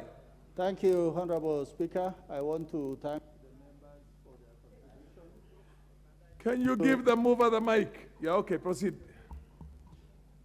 I beg to reply.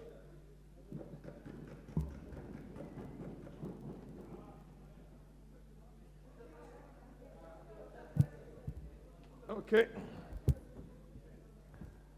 Honorable members, I now put the question that taking into consideration the findings of the Departmental Committee on Administration and Internal Security in its report on the vetting of a nominee for the appointment as a member of the National Police Service Commission laid on the table of the House on Wednesday, the 26th April 2023, and pursuant to the provisions of Article 250, Subarticle 2B of the Constitution and Section 6, Subsection 6 of the National Police Service Commission Act of 2011 and Section 8, Subsection 1 of the Public Appointments Parliamentary Approval Act of 2011, this House approves the appointment of Mr. Edwin Kiprono Chelugui as a member of the National Police Service Commission.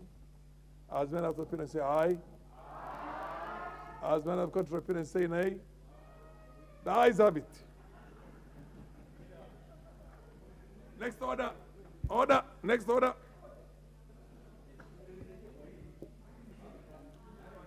Order number 10. Order number 10, motion, report of the proceedings of the first ordinary session of the 6th Pan-African Parliament, PAP. Member of the Pan-African Parliament.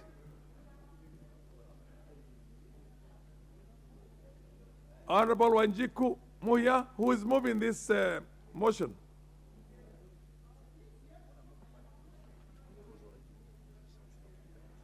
It's a resumption of the debate. Proceed. Honorable Wanjiku Muya, proceed and contribute. Thank you very much, Honorable Speaker, and I thank the members in the House who have really been waiting for this report. Honorable Speaker, for avoidance of doubt, this report was already tabled by the delegation which represent the National Assembly. Yes, yes, I have that recollection. In Pan-Africa. Yes. Yeah. But for avoidance of doubt and for record of the House, yesterday I also tabled a similar report, but to make clarification so that members can get the content, the report I tabled yesterday is the report of Committee of Integration on examination of the report which was tabled by the delegation. And in that, I want to debate on this report and mainly speak on the committee's observation. Honorable Speaker, to refresh honorable members' mind, Pan-African Parliament is a legislative body of the African Union. It's comprised of over 200 members from over 50 member states who are members of African Union who have signed the protocol on Pan-African Parliament. Honorable Speaker, the reason why, through your wisdom, this report was marked to our committee is so that our committee should have time to interact with this report, examine it as per the standing order, and understand any gap that could be in this kind of debate.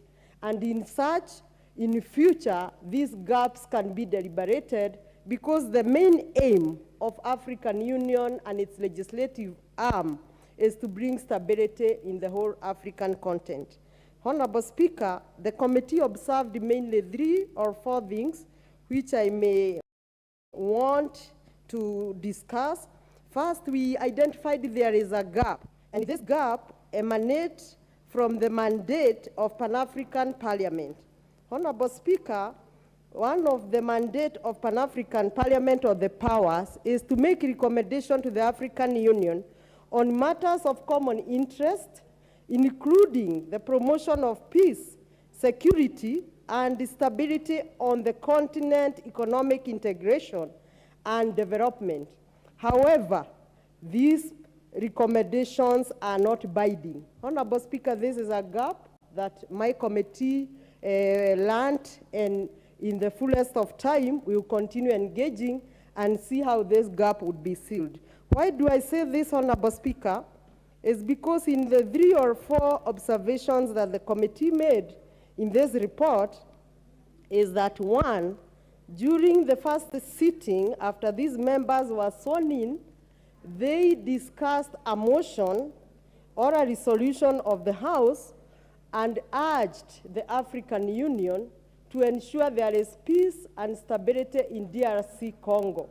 Honorable Speaker, when a House of Pan-African Parliament, which was comprised of over 50 member states, have a motion and make a resolution, and such a motion is not binding when they urge the stakeholders, I think it leaves us with a gap, and a serious gap, and it beats the logic as to why then we have the Pan-African Parliament. Honorable Speaker, the committee also observed that there is need in this report, that is the report of the delegation, there is need to change the way the leadership of Pan-African Parliament is elected by way of rotation. If we may remember and refresh our minds to 2021 elections, they were marshaled by crisis, they were stalemate for quite some time. And if we may remember, the Pan-African Parliament was not able to move. And this is a common norm in many parliaments, including this very parliament. You remember in our inception, we were also arguing who are the majority and who are the minority, while indeed we could count ourselves and see that we were the majority. But we also had that stalemate. During EALA 4, we also had a stalemate. We were not able to elect the speaker of EALA 4 until we had mediation. So even for Pan-African Parliament to have a stalemate and not be able to choose their own leader is very normal in any setup of parliament. And as such, through the wisdom of the leadership of African Union, they have suggested that the leadership should be through rotation. What I would urge, or what my committee observed, is that our team or the delegation that represent the National Assembly should understand the terms of reference. Because if we speak of rotation, and maybe the countries which have served there before also queue in rotation, considering we have over 50, in fact, in a number 52, 55 countries, if a country is given a term of 5 years, that is going to be hundreds of years. So our team, which represent us, should be very clear on terms of reference. Would it be maybe alphabetical or whichever order, but that is an item that we observed. We also observed that the Pan-African Parliament is aiming at having its membership elected through universal suffrage. This is also a gap that now inform our committee than never before to urge the House leadership that it would be of much value to this House if the delegation which represent the National Assembly emanate from the Regional Integration Committee. Why do we say this? Some of these issues, if we are not able to interact well with the members who participate there, and we only interact with the paper, then obviously we do not have the advantage to make queries, clarification, and such. Honorable Speaker, I wish to say that as a committee, we consider this report and now urge this House that this report be adopted because it was to notify the House the previous time, having examined the whole report, and hopefully that in future we shall be able to do much better. With that, Honorable Speaker, I wouldn't want to leave the floor without reminding the members or refreshing the members the vision or the main agenda of African Union, which is aimed to be 2063. This is to become an integrated, prosperous, peaceful Africa, driven by its own African citizen. And I know the men in the House would really love that African driven by African citizen, following the motion of ratification that we held a few hours ago. But Honorable Speaker, this would only be practical if these regional blocks continue to bite together. One of the objectives we have seen of Pan-Africa is accountability, transparency. While we are blocks, yet we are not so much accountable. While we are blocks, yet we are not so much transparent. I, as a member, a previous member of IALA, I can speak of hundreds of NTBs, non-tariff barriers. We claim we are a common bloc, East Africa.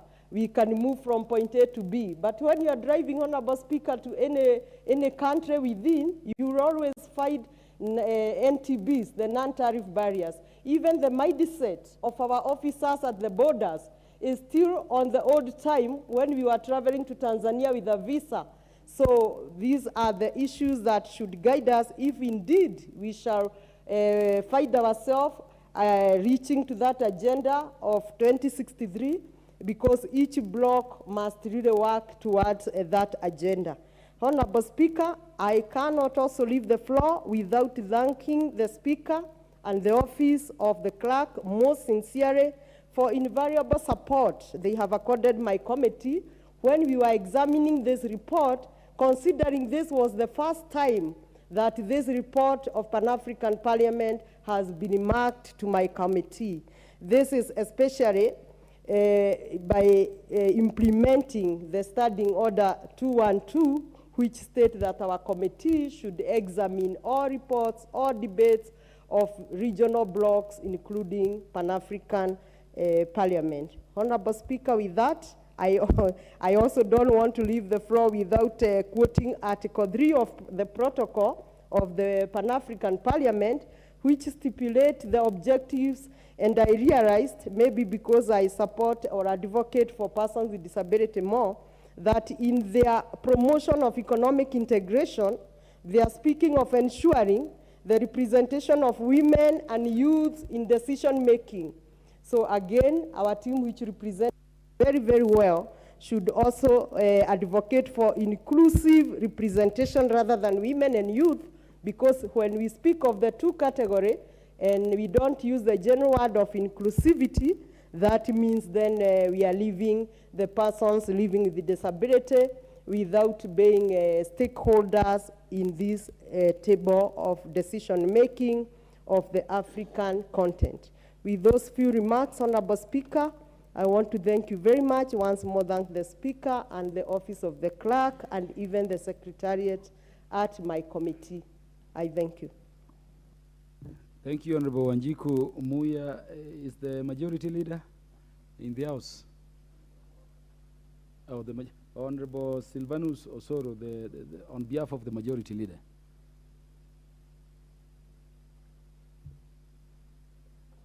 Thank you, Honorable Speaker. Honorable Speaker, the majority leadership position will never be vacant at any given time. So in the absence of the majority leader, there exists the office of the majority whip. Honorable Speaker, I beg to lay the following papers on the table of the House today, Thursday, April 27th, 2023.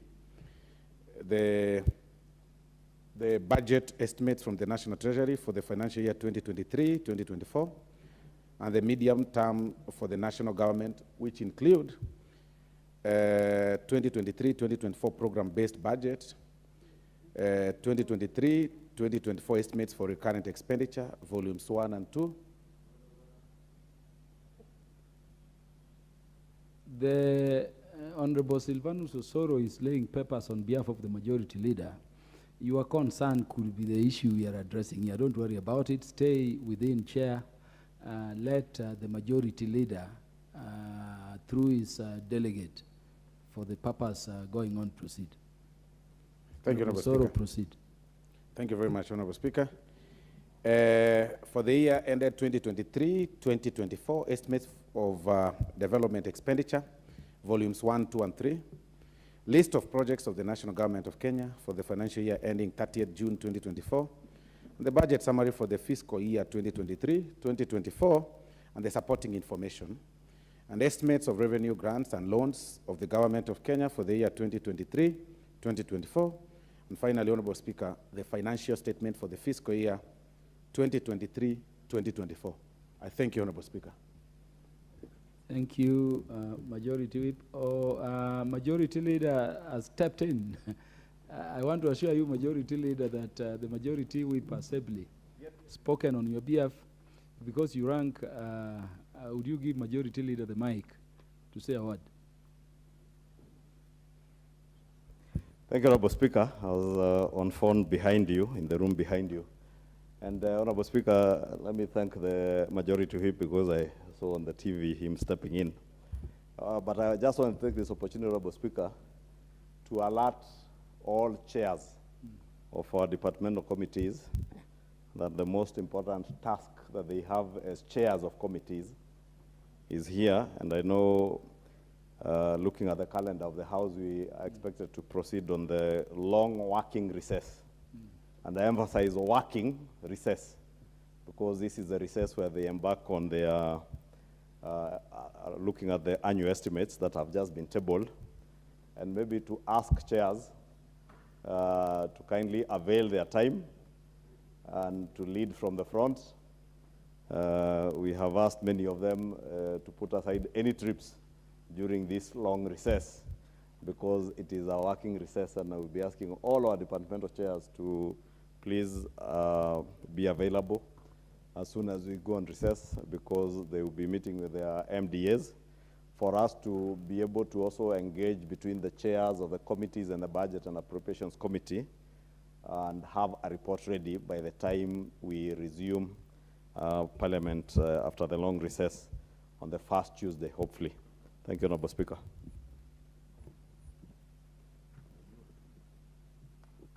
Thank you, Majority Leader, and I hope the committee chairs, both departmental and select committee chairs, have taken note, because it is not for no reason I noted that the Majority Leader would run in.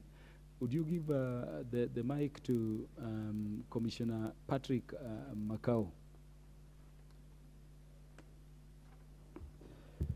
Thank you, Mr. Speaker. On the same breath, Mr. Speaker, on behalf of the Parliamentary Service Commission, I beg to lay the following paper on the table of the House today, Thursday, April 27, 2023, for the estimates of recurrent and development expenditure of the Parliamentary Service for the year ending 30th June 2024, and the projections for 2024-2025 through 2026 from the Parliamentary Service Commission. I thank you, Mr. Speaker. Thank you. Thank you, Honorable Patrick Macau. Honorable members, I ought to have indicated formally for the answered, but I interrupted the debate which was going on so that those papers, due to their critical importance, are laid. It has also been brought to my attention, Honorable Wanjiku Muya, that we, by error, commenced a debate after seconding before putting or proposing, before proposing the question. I therefore direct from the seat that the contributions or the debate already made by the chair of the committee will be expunged from record. And I proceed, therefore, to propose the question for the House to formally debate. Honorable members, I propose the question that this House notes the report of the Kenya delegation to the Pan-African Parliament on the proceedings of the first ordinary session of the 6th Parliament laid on the table of the House on Tuesday, 28 February 2023.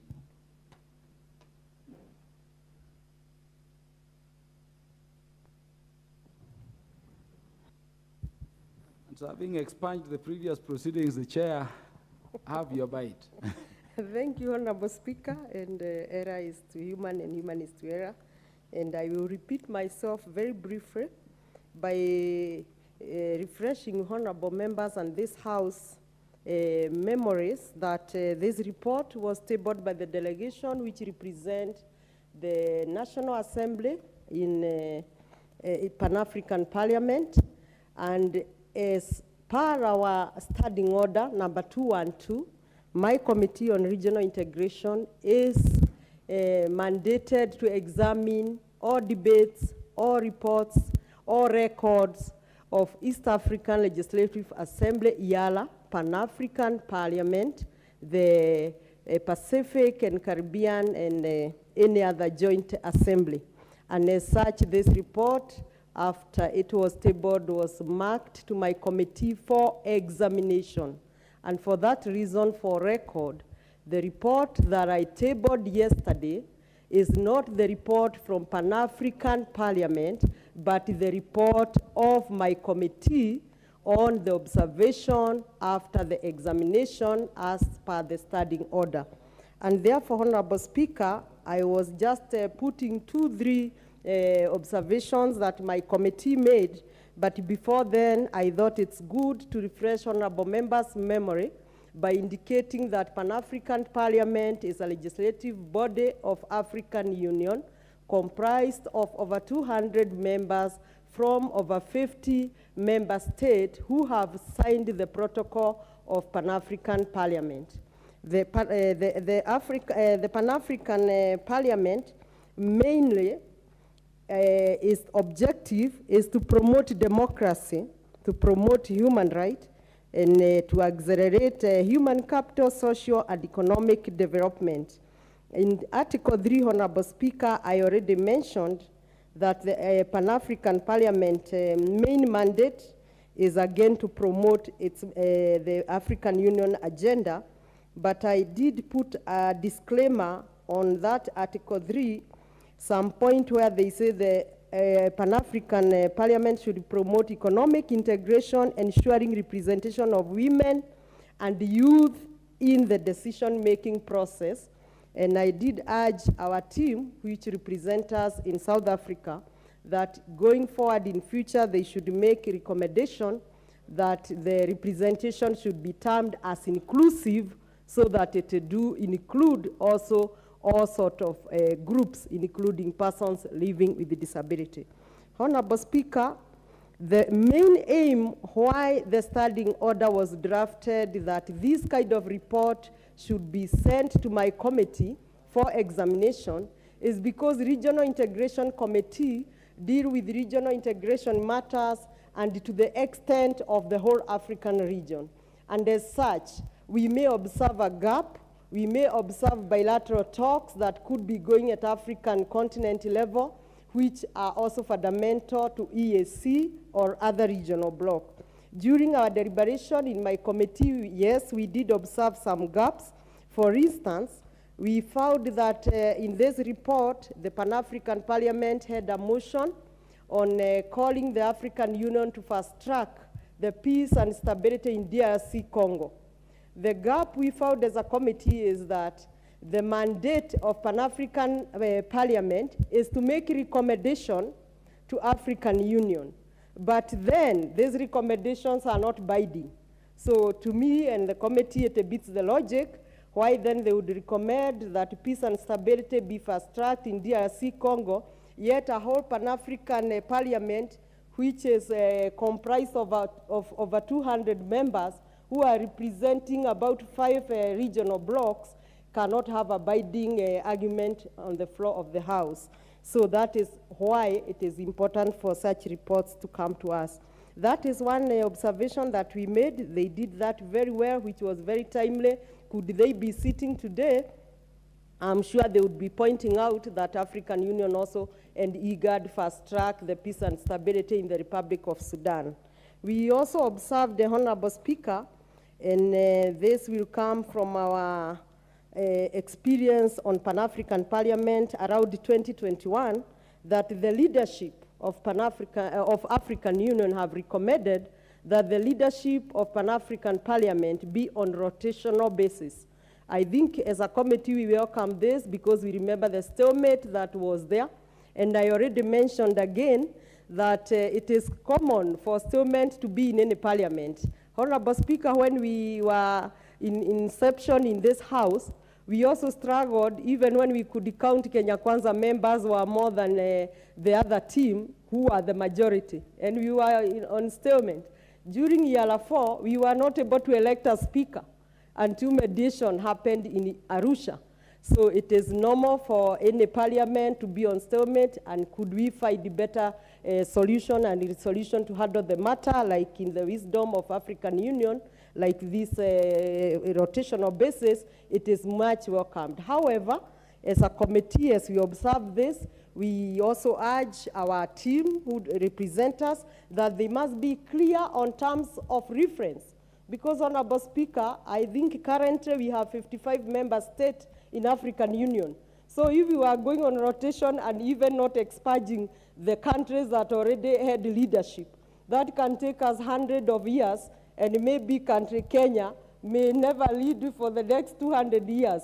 So these are terms of reference that the team in South Africa should be very clear. They must see how to do away with the countries that have already held the leadership. They must put the time in terms of time frame, and they may even consider to go alphabetically or any way of their choice. Finally, Honorable Speaker, we also observed that the membership of Pan-African Parliament is aimed to be elected on universal suffrage, and the leadership is aiming at doing away with getting membership from Parliament. We observed this, and Honorable Speaker, we feel as a committee that in future, the delegation which represent Pan-African Parliament should emanate from Regional Integration Committee. Why do I say this? We are given this report to interact with it, and when you interact with the paper, you cannot make clarification. For instance, on that universal suffrage for the membership of Pan-African Parliament, the committee had whole and hundreds of questions on clarification. When we intended to call the membership or the delegation to our committee, again, we are limited by the standing order because we cannot summon fellow members to our committee unless we invite them on friendly basis. And when you invite them on a friendly basis, Honorable Speaker, again, that is not formal. So we find ourselves in difficulties as a committee examining this report, and therefore we continue to urge the leadership of this House to consider in future. We know these nominations are political, and politically anyone... Wanjiku, that is a very important point you're making. And Honorable and luckily the majority leader of the House, not of the majority side, and the majority whip are in the House. I would wish that in as much as they are consulting, they not even to consult in low tones, but at least they heed the point you're making. Yeah, thank you. Honorable Speaker, I would not mind to repeat myself. I was expressing the need to interact with the people, and I was stating that in future, the Pan-African Parliament membership should be drawn from Committee of Regional Integration. Because when we have an issue like the Pan-African Parliament leadership aims at getting the membership through universal suffrage. As a committee, we want to examine more and have clarification, but we cannot make clarification from the papers. Noting that these nominations are political, they can be elected in any way by any political party, but then they come from the Committee of Regional Integration so that when we are interacting, we can have further clarifications with the team. Honorable Speaker, as I conclude, I would say that the African Union vision of 2063, which I mentioned that the men in this house would be glad to hear this sentence, it is to drive African through African citizens by making ourselves as Africans key players internationally, be it in trade, be it in economic, be it in human rights. And as such, Honorable Speaker, I wish to say that this report be adopted by this House, having been examined by our committee, and we hope in future we can even do better. Thank you, Honorable Speaker. The Honorable Wanjiku Muya, the Honorable Nibron Bai, MP for Kitui East. Yeah, thank you, Mr. Speaker, for the opportunity to speak to the report on examination by the Committee of National Integration on the report from our representatives to the Pan-African Parliament. Mr. Speaker, as the chair has alluded, some things are very disturbing. It is very disturbing to note that the regulations or resolutions by the Pan-African movement, some are not binding, and especially on the restoration of peace in Africa, knowing the challenges we have. Mr. Speaker, the challenges of Africa goes beyond peace and reconciliation. And actually, the challenge of peace and reconciliation emanates from some other serious challenges in terms of the control of our natural resources, our politics, and if all these can get to the floor of the Pan-African movement Parliament, and the resolutions are not binding, then, Mr. Speaker, it's a serious challenge. Something has to be done. For Africa to move to the next level, the Pan-African Parliament needs to be empowered for its resolutions to be binding, because this is the only body that can move Africa to the next level, Mr. Speaker. As you've seen, we have the world and also Africa is spending so much on peace and reconciliation related issues. Our country, as we speak, has sent our forces to several countries on our budget, and also from our partners, development partners. If such a cost, Mr. Speaker, are being burdened on our budget, and then the institutions which are making the decisions have no authority to make binding resolutions, then, Mr. Speaker, these are resources going to drain for no good reason. We also need to move to the next level of discussion in terms of Africa being a one market without all these challenges of our goods and people crossing borders while doing business. And also the issue of one currency for our continent. Mr. Speaker, as you know, the dollar is very strong. And it's just because we have small units of African countries with their small currencies, which can't stand the weight of the dollar, which is a currency across several states, Mr. Speaker. And if we add Africa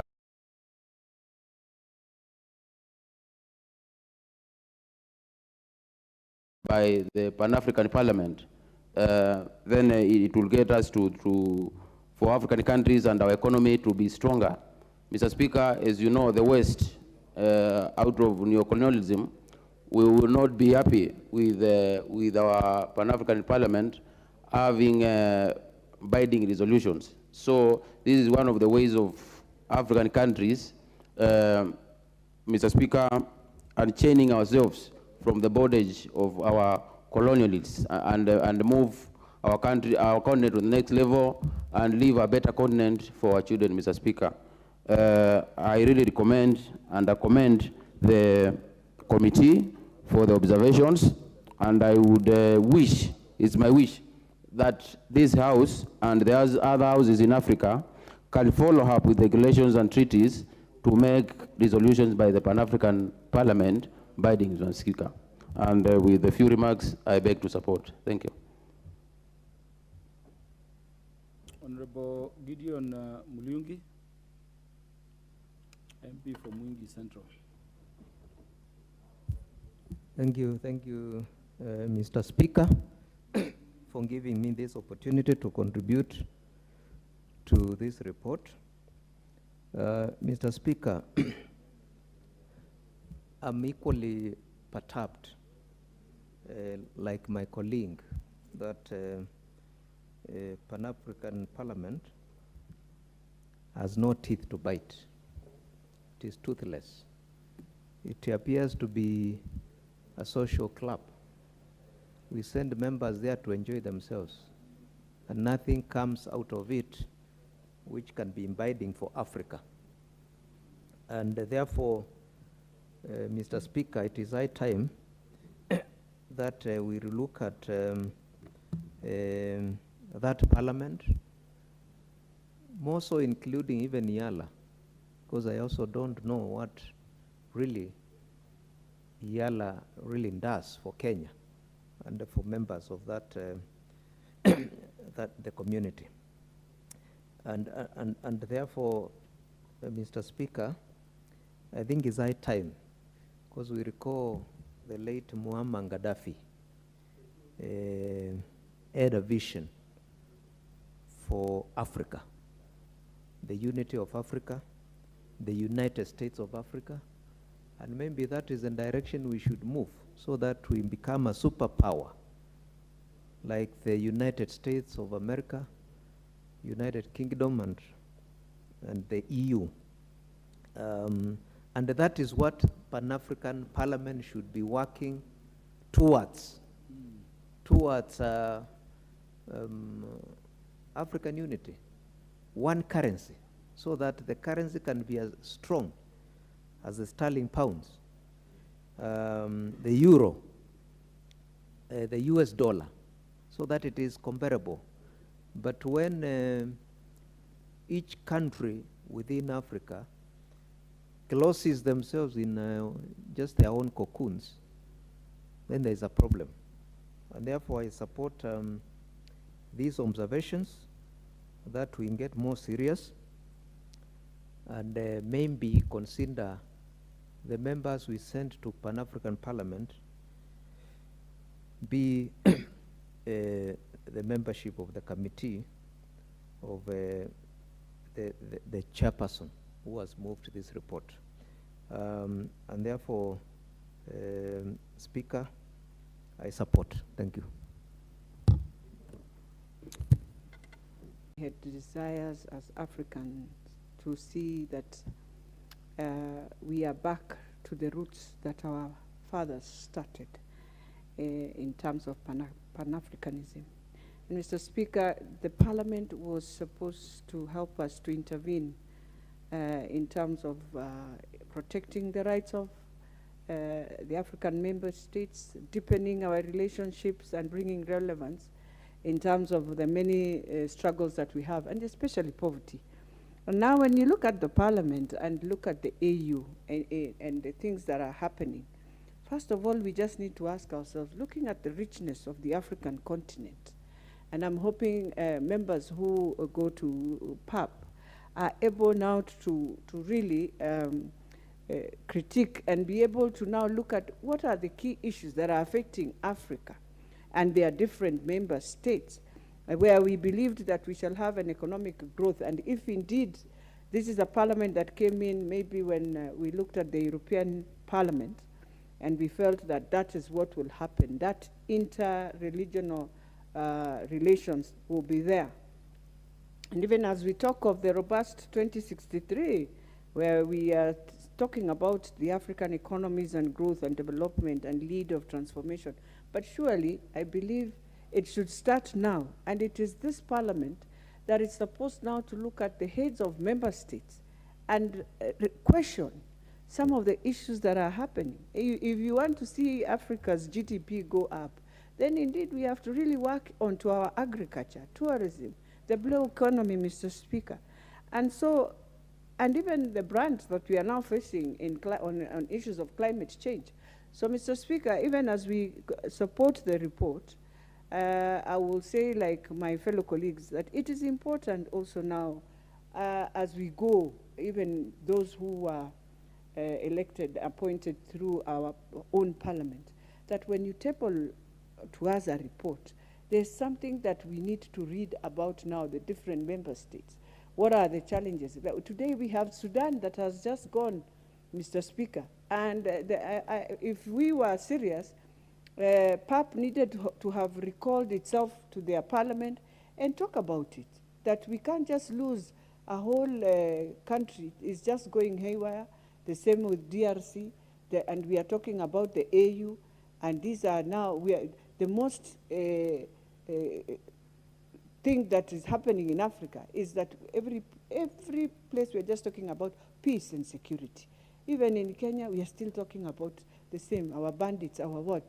I think it is something in terms of regional integration and understanding these parliaments, we can have different resolutions coming from different, and even sanctions from the parliament, sending it to the AU and saying, we don't want to hear this from this country of Sudan. We don't want to hear.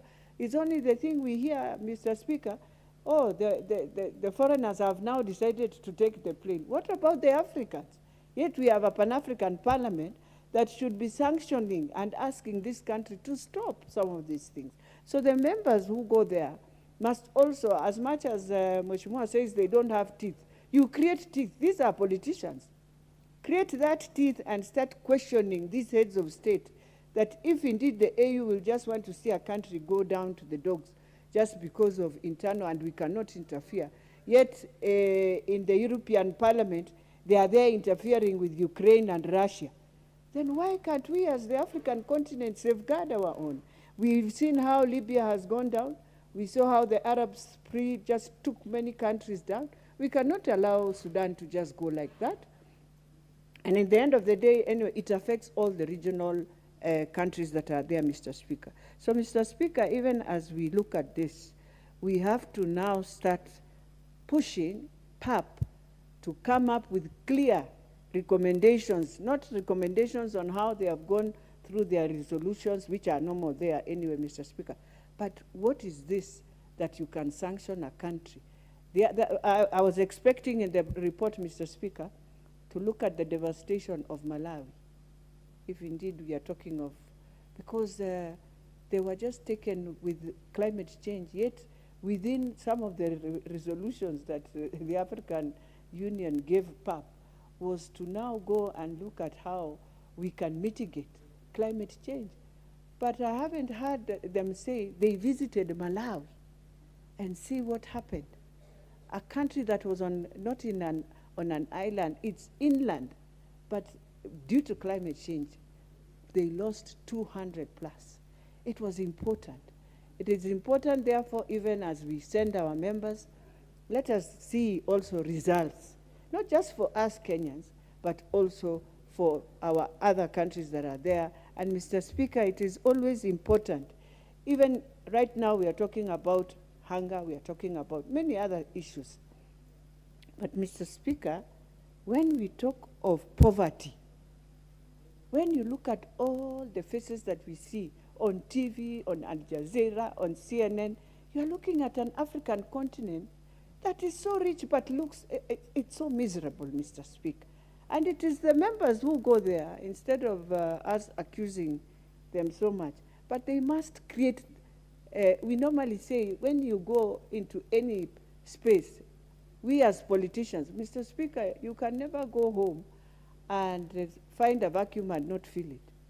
And so if there is a vacuum in terms of issues, this parliament is able to fill. There are many issues in Africa you cannot lack what to debate, what to resolve, what to bring. And so when you are bringing a resolution, You are bringing a resolution that is binding, that will go to the African Union states. When we are going to the AU, you are able to stand firm and say, this was our report from the Pan-African Parliament. And therefore, we would wish to see a few changes. And the young people, they are there, they are committed, inspired that while we talk of Resolution 2063, that they will see these changes we are talking about. So, Mr. Speaker, and even the diaspora, with all that they are trying to, not just in Kenya, you see how they remit back home. What about other countries? So, Mr. Speaker, as I finalize, I think we want to see a vibrant Pan-African Parliament. When they say the 6th Parliament, it should be vibrant, it should have better resolutions that they will bring. We need a report that they need to go and hand over to our president and say, when you go to the AU, these are the things we felt you need to go and speak about. And the other members from the other states do the same, so that we can see why we have this parliament, and then going forward, even as we do different resolutions, that we want to see them go through an election, we want to see them being supported fully. The same way with the EALA. Mr. Speaker, it is time now this House ratifies and bring the members of EALA to be part of the Parliamentary Service Commission. I have no idea why we should go through all that process, and then in the end it goes, and now they come now through the ministry and all that. You've realized many of your members are the ones who come from this House, Mr. Speaker. So it's important to just ensure we ratify and let them be part of this House, even in terms of their remuneration and everything, Mr. Speaker. Therefore, Mr. Speaker, I just want to say we have Africa is a place where we can really transform the world. If we had tapped on the challenges that Ukraine is facing, it is Africa where we would have now been planting the wheat and all these things. But because of our different small boundaries that has come and barriers in terms of trade, which is one thing I wish the Pan-African Parliament, before the end of the year, must be pushing each member state that open your boundaries so that we have free trade within the African continent. That way, we shall start opening up our economies, building back our economies, building back the challenges we have faced post-COVID, and at that time, growth will come, and we will have employment for many. With those remarks, Mr. Speaker, I beg to support. Thank you, Honorable Beatrice Elachi, for those informative contributions. The Majority Whip and Member of Parliament for South Mugirango, the Honorable Silvanus Osoro. Thank you very much, Honorable Speaker. Honorable Speaker, it is very ironical that Africa as a continent is a rich continent, and it's actually a continent that all the other parts of the world envy and wish to be. But our way of organization, Honorable Speaker, sometimes really confuses even ourselves, because we really do not know how to organize ourselves and plan our own continent. And that is why, you know, some people take advantage of us as a people. Honorable Speaker, when you look at the report of the Pan-African Parliament, it's really a good report that from the onset I support, Honorable Speaker. But it's sad that everything that is proposed by the parliamentary, the Pan-African Parliamentary group is, or parliament, is, for lack of a better word, can only be termed as hot air. It is sad that it can only recommend. It is a body that is well constituted, paid by taxpayers, you know, of different state members, but whatever they propose remains as such a mere proposal and cannot be effected. And it's very sad sometimes when you see even our neighbors across the continent, across, our very immediate neighbors fighting, but there is nothing the Pan-African Parliament can do other than making proposals. When you look at you can imagine we are talking about over 15 years of people meeting, ideally, practically 18 years of people holding meetings, and making recommendations of what ought to be done, but it's not effected. It is not effected because those are mere proposals. Honorable Speaker, the committee's report is very good and very juicy to read, and we really support it entirely. But if there is need to go through the constitutive act of the African Union that proposed that the election of the PAP members be done through universal suffrage, and that it also proposed that at that point, that the respective countries be barred from having the sitting members, of the national legislatures be part of this PAP. If it will require that we go through that proposal, that it's universal suffrage, then so be it, so that we can be able to have at least a legislative body that can be able to buy it, making recommendations about the DRC, making recommendations about the peace, in that area, in the DRC, but then really not being effected is really immaterial.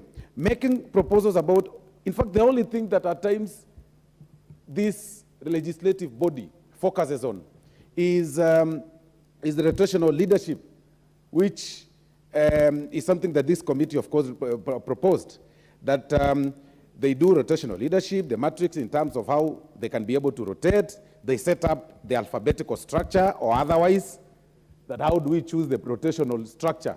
Maybe today Kenya, then tomorrow Uganda. Then when you look at the proposal in terms of rotational leadership, you realize Kenya, Honorable Speaker, falls under K. So if you go through rotational leadership and you go in alphabetical order, maybe Kenya will achieve the leadership position or under that angle of rotational after 200 years. When you and I, Honorable Speaker, will not be there, it is actually very sad. Such proposal should actually not be admitted, because I think we should maybe go through competing economies. Which country holds the better economy, so that people work for it. That those that control the economy, those that are able to go, to within the level that can be equated, or rather can amount to quality economy, then get that opportunity to lead. But talking about alphabetical order and such like that will really mess. And there are other countries, of course, that have also served previously in such leadership.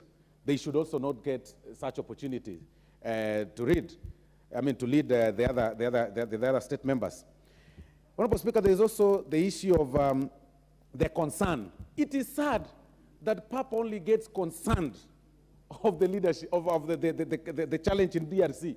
But what happens after the concern? They make proposal that there is need to have peace in DRC, but they again cannot buy it.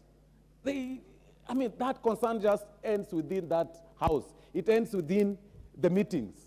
And it's really, really sad that people are dying. Innocent children are dying, and mothers and fathers in DRC, but there is nothing that the member states can do. And other than calling, of course, for immediate end of conflict, which, of course, it's good that it was tabled then.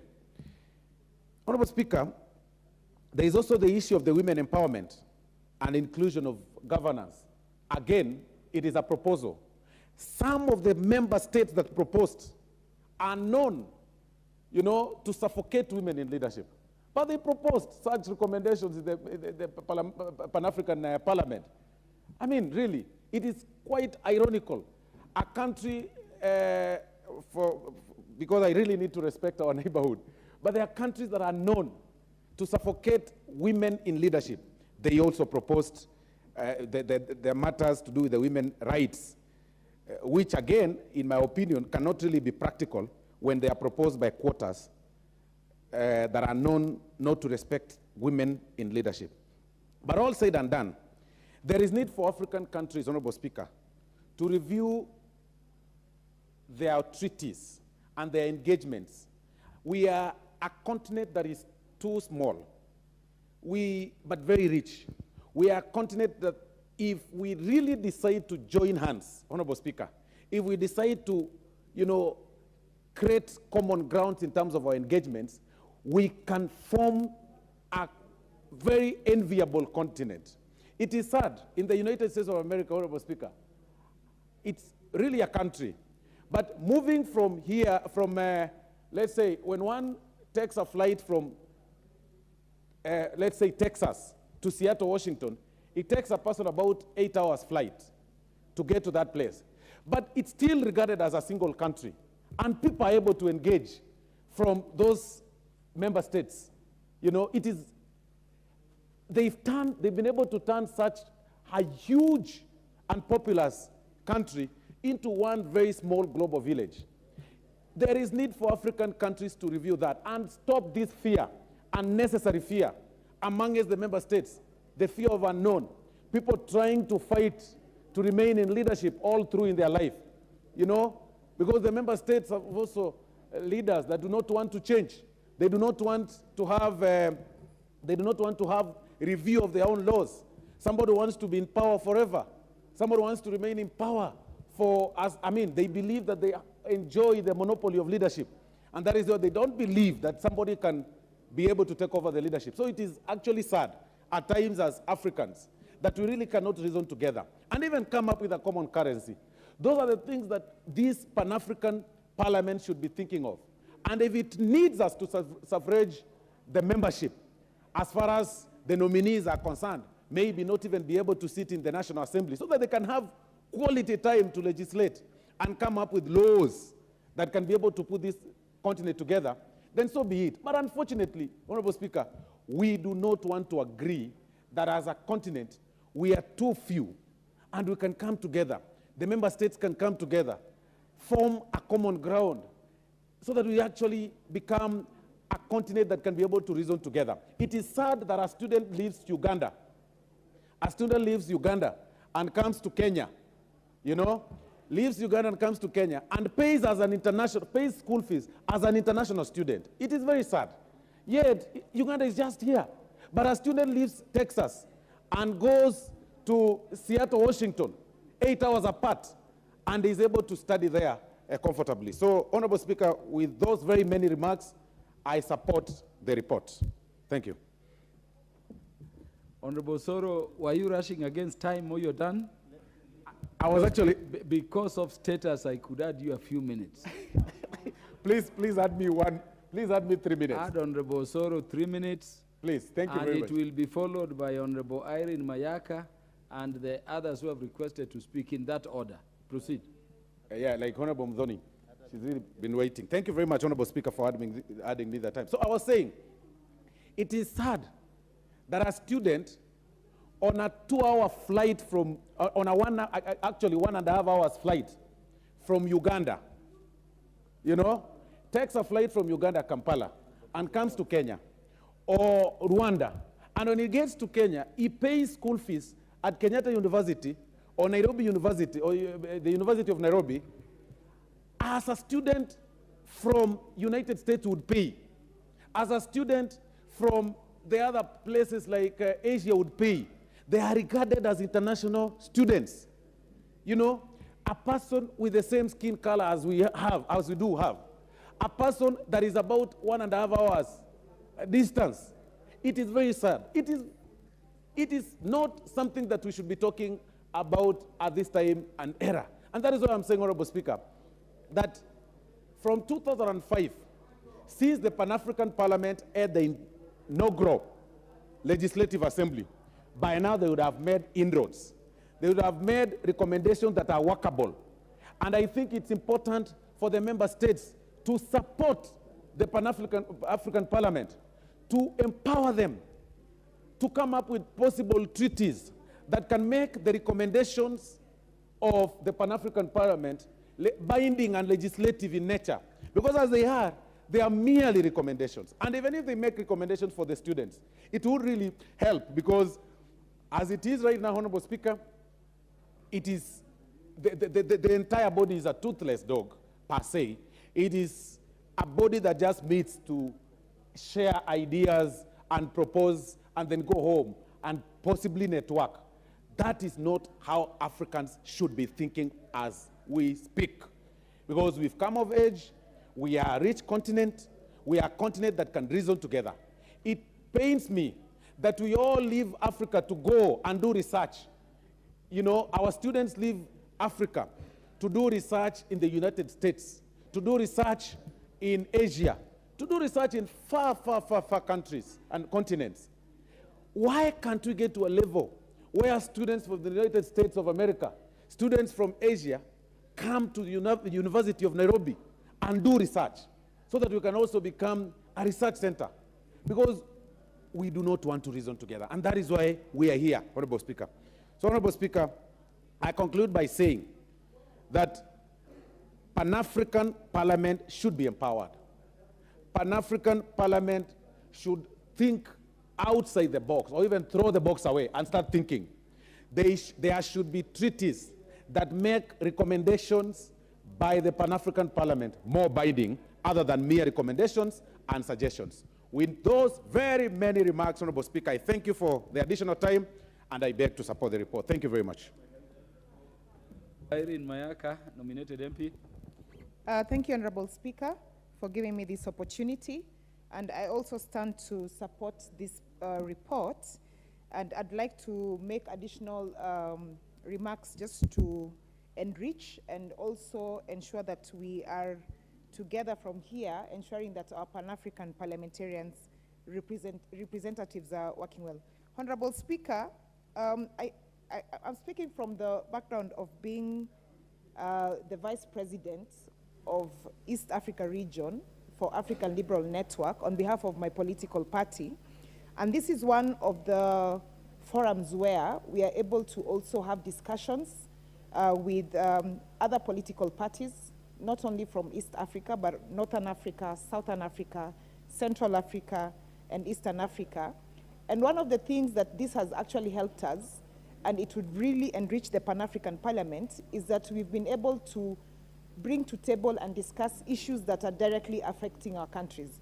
Case in point, Honorable Speaker, like right now in Sudan, we are having a crisis that is going on, and I agree with my colleagues who are saying that right now the Pan-African Parliament should have been recalled to go back and actually give its comments on this particular issue that is really affecting people.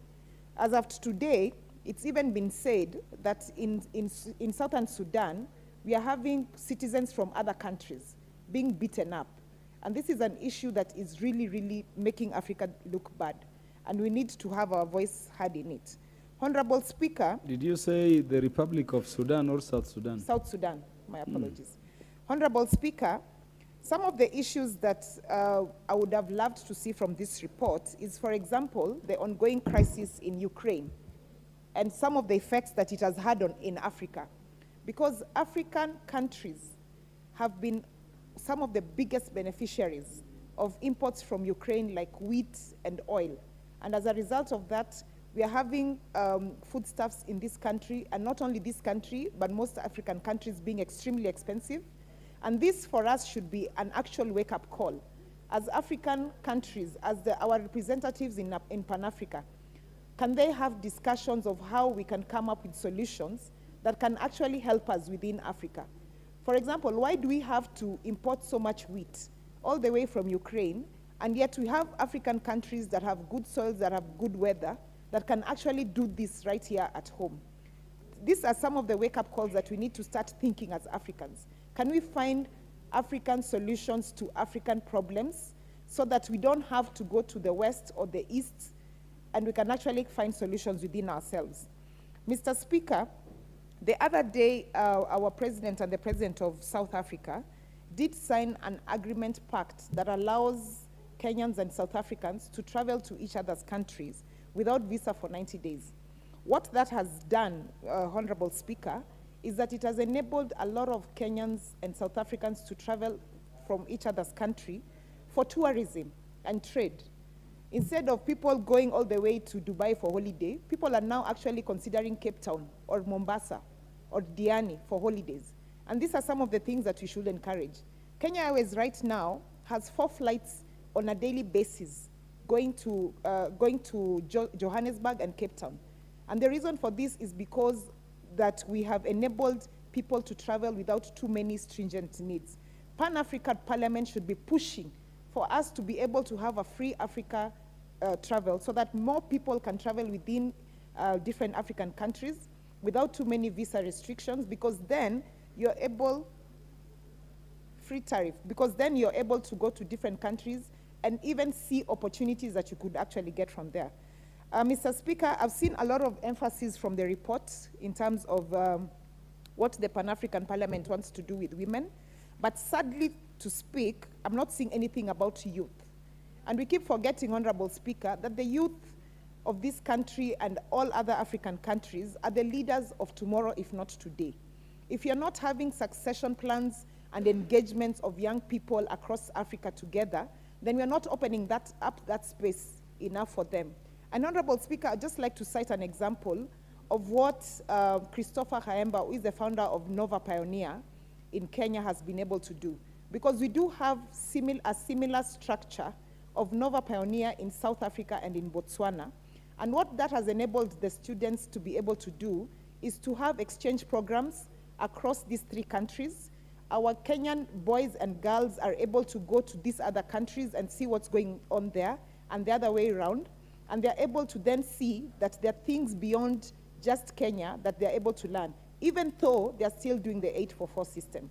So, Honorable Speaker, I just want to say that for our PAP, that they do, if they could, they should widen the scope of the things that they are looking at, and they also should be able to be very visible. We want to hear the voice of our Pan-African parliamentarians every time there's a crisis happening in Africa, in whatever country. We want to hear the voice of our Pan-African parliamentarians being on top of things in terms of trade, giving advice, and driving policy issues that actually can enable us to help Africa. And I just want to conclude by saying, Honorable Speaker, that as Africans, we should be proud of who we are.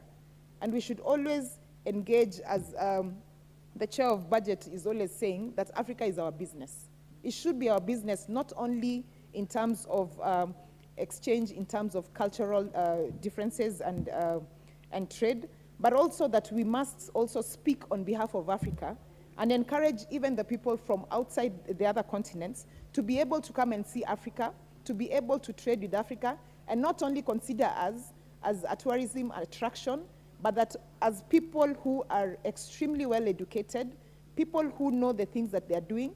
But the only way that that can work for us is that if we can actually have a wake-up call and realize that we have so much potential within our continent that we need to just leverage on this and encourage each other. I thank you, Honorable Speaker. Irene Mayaka, I can't see the Honorable Dorothy Kiara. Where are you seated? Could you give Honorable Dorothy Kiara the mic? If you can track a card. Thank you, Mr. Speaker, for giving me an opportunity to contribute on this very, very important report. Mr. Speaker, it is worth noting that Africa belongs to us Africans. And the problems of Africa will be resolved by none other than ourselves. As I state that, Mr. Speaker, I want to strongly support this report that has been tabled this evening by Honorable Wanjiko Muya, Chair, Committee Regional Integration. Mr. Speaker, it is worth noting and appreciating that our country, Kenya, we have members who represent us in the Pan-African Parliament. Out of the 52 countries, close to 52 countries that sit in that parliament, our voices are there. Mr. Speaker, it's very, very key that we Africans appreciate ourselves first, and the only way we can be able to move forward is, one, to be accountable and transparent in whatever we do. Accountability is very key, and transparency is equally very key. I'm saying this Mr. Speaker, because in most cases when people sit together, some people have hidden cans under the table. And this is the reason why when they sit in the Pan-African Parliament and they pass laws, they pass treaties, some of the people differ the same, simply because they don't want unity in Africa. Mr. Speaker, it is very, very key for us to know and note that the European countries, somehow they are united because they use one currency. They trade across countries like the United States of America. These people have a constitution that guides and governs them. But when we come to Africa, Mr. Speaker, because of the small issues that we normally tend with, the issues like we don't trust one another, the issues that some African countries are not comfortable because they feel they are lagging behind. Mr. Speaker, our strength will only be drawn by us getting united. Mr. Speaker, I want to underscore the fact that this African country is right now threatened because we don't have peace. And it is our responsibility as the African leaders to ensure that peace and stability is key in every other country. Mr. Speaker, it is very sad when we hear that the warring factions in Congo, warring factions in Sudan, the Pan-African Parliament sits down and gives orders that they require peace in those countries, and then they go back to their countries and nothing happens. Mr. Speaker, I want to strongly support this report of Honorable Wanjiko, and I want to urge the Honorable Member that they work very, very closely with those who are serving in the Pan-African Parliament so that they can both harmonize the issues touching on our region with the issues touching on the African continent. Mr. Speaker, it is also worth noting that the issues of women, whether in Kenya, whether in Uganda, women matters touch across board. And when we are talking about women, I take cognizance in the fact that some African countries still, they have not, and I say they have not, been able to integrate women and make them part of their governance system. I want to thank our Kenyan Parliament, because today, Mr. Speaker, we have quite a huge number of women serving in this Parliament, single-member constituency, and the women who serve at the county level. Mr. Speaker, it is up to us and those who sit in the Pan-African Parliament to ensure that the countries who have not embraced women leadership, they do so at the earliest opportunity. Mr. Speaker, as I conclude... Order. Who is this honorable member who crosses over, talks with Honorable Millie, crosses over, is pulled by Honorable Osoro? Could the honorable member do what we do in the House in terms of changing or crossing the aisles? You just go up to there and then do the right thing. Okay, Mr. Speaker, thank you. And as I conclude, Mr. Speaker, I want to say Africa is a very rich country. Africa has a relatively very, very accommodative climate, and for this reason, we must not lose Africa to anyone. Mr. Speaker, it is important to know that the countries in the West will always want to see African countries fighting all the time and no peace, so that they come in and say they want to broker peace. Mr. Speaker, we cannot be sure that they are coming in is to broker peace or coming to colonize the African countries once again. Therefore, Mr. Speaker, I want to support this very, very important motion brought to the House and say it is the time for us Africans to stand and be counted. Thank you, Mr. Speaker.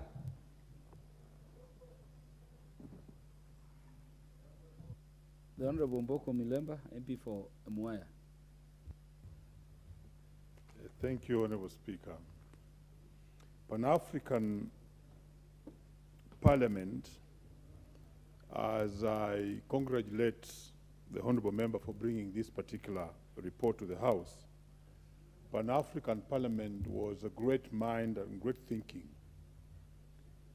by the leaders then who envisaged that we should bring an African bloc in place to make resolutions that actually empower African independent states, especially when they are negotiating at the international front or making a push to realize any benefit or defend the rights, both economic, social, and other forms of rights of the people.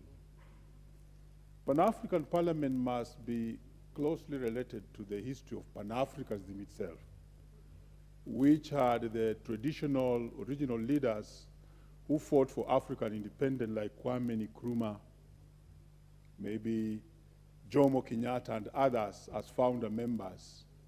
But this is a movement that had a very long history emanating from the black Americans who were in America like W.W. Du Bois and many others who fronted the idea that Africa must be a proud nation with proud countries and with independent mind pushing their policy independently without influence of the Europeans.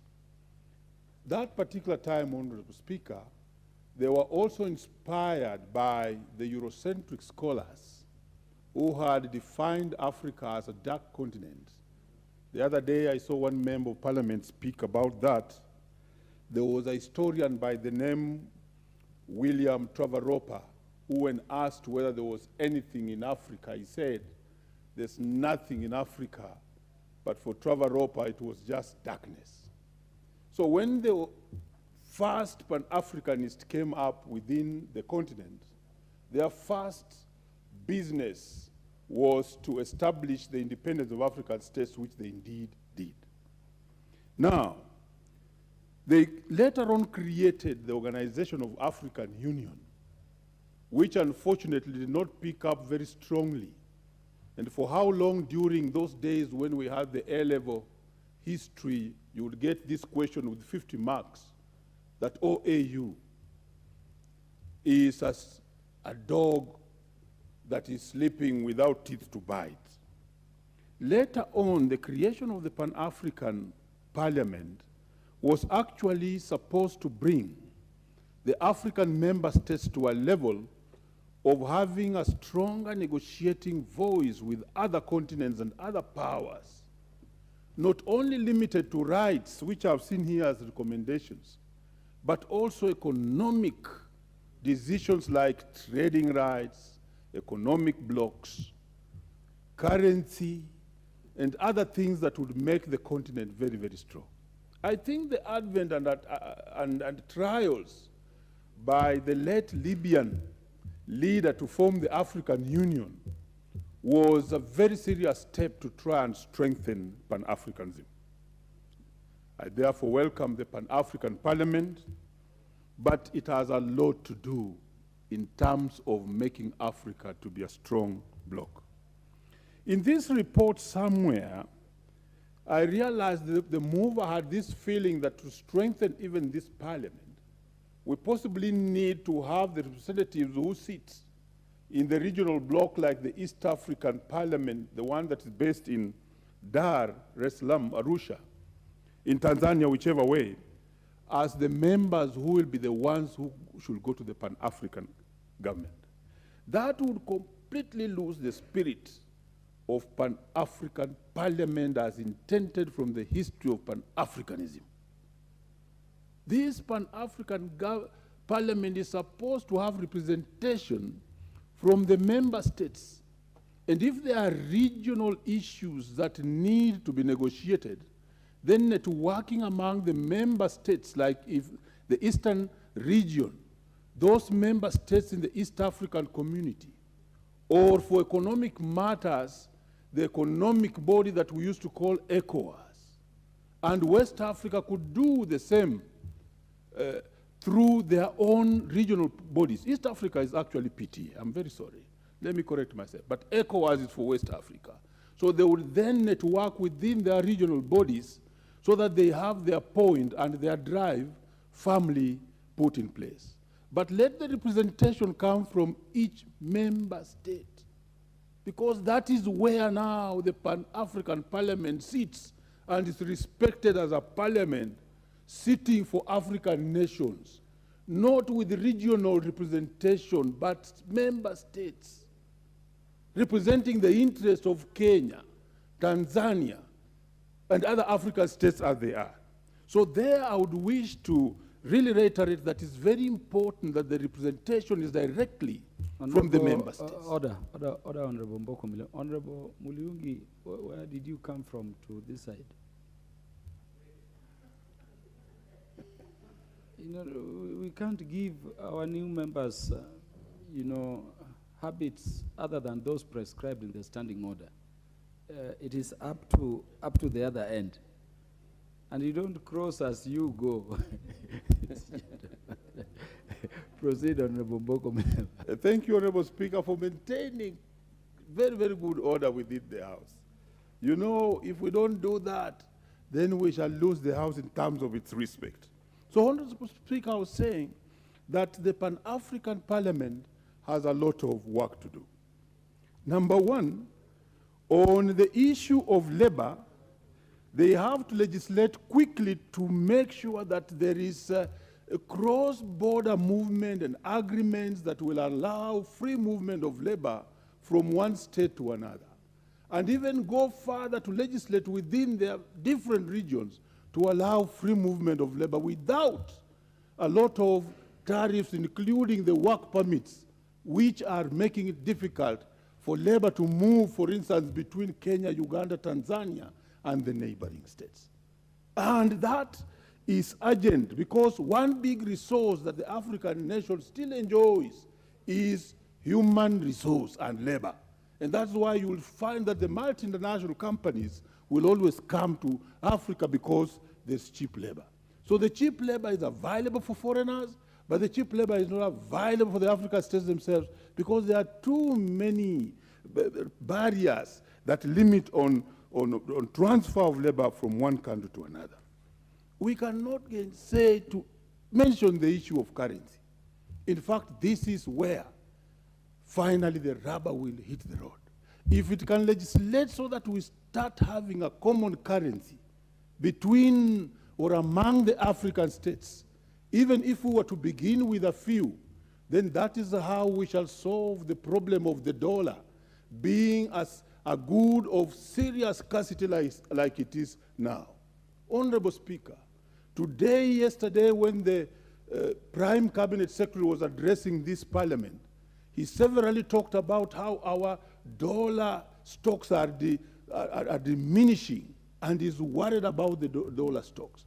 It is because that the dollar is being used by a number of many states which are forming what is called the United States of America. And therefore, it's a very strong currency.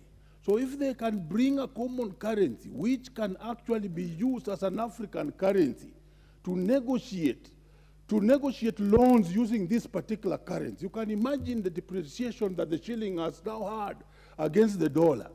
And that has made even us to pay almost double what we would have paid as foreign debt because of just the depreciation of the shilling that has accrued. So a common currency would be very, very strong for legislation of the Pan-African Parliament to strengthen the region that we call Africa. But then finally, even if, as I see the red light, the political legislation in this parliament must be serious, so that we finally have leadership that are actually democratic and can respect constitutions of their own countries. And a country that is not respecting their own constitution can even be kicked out of this parliament and the organization.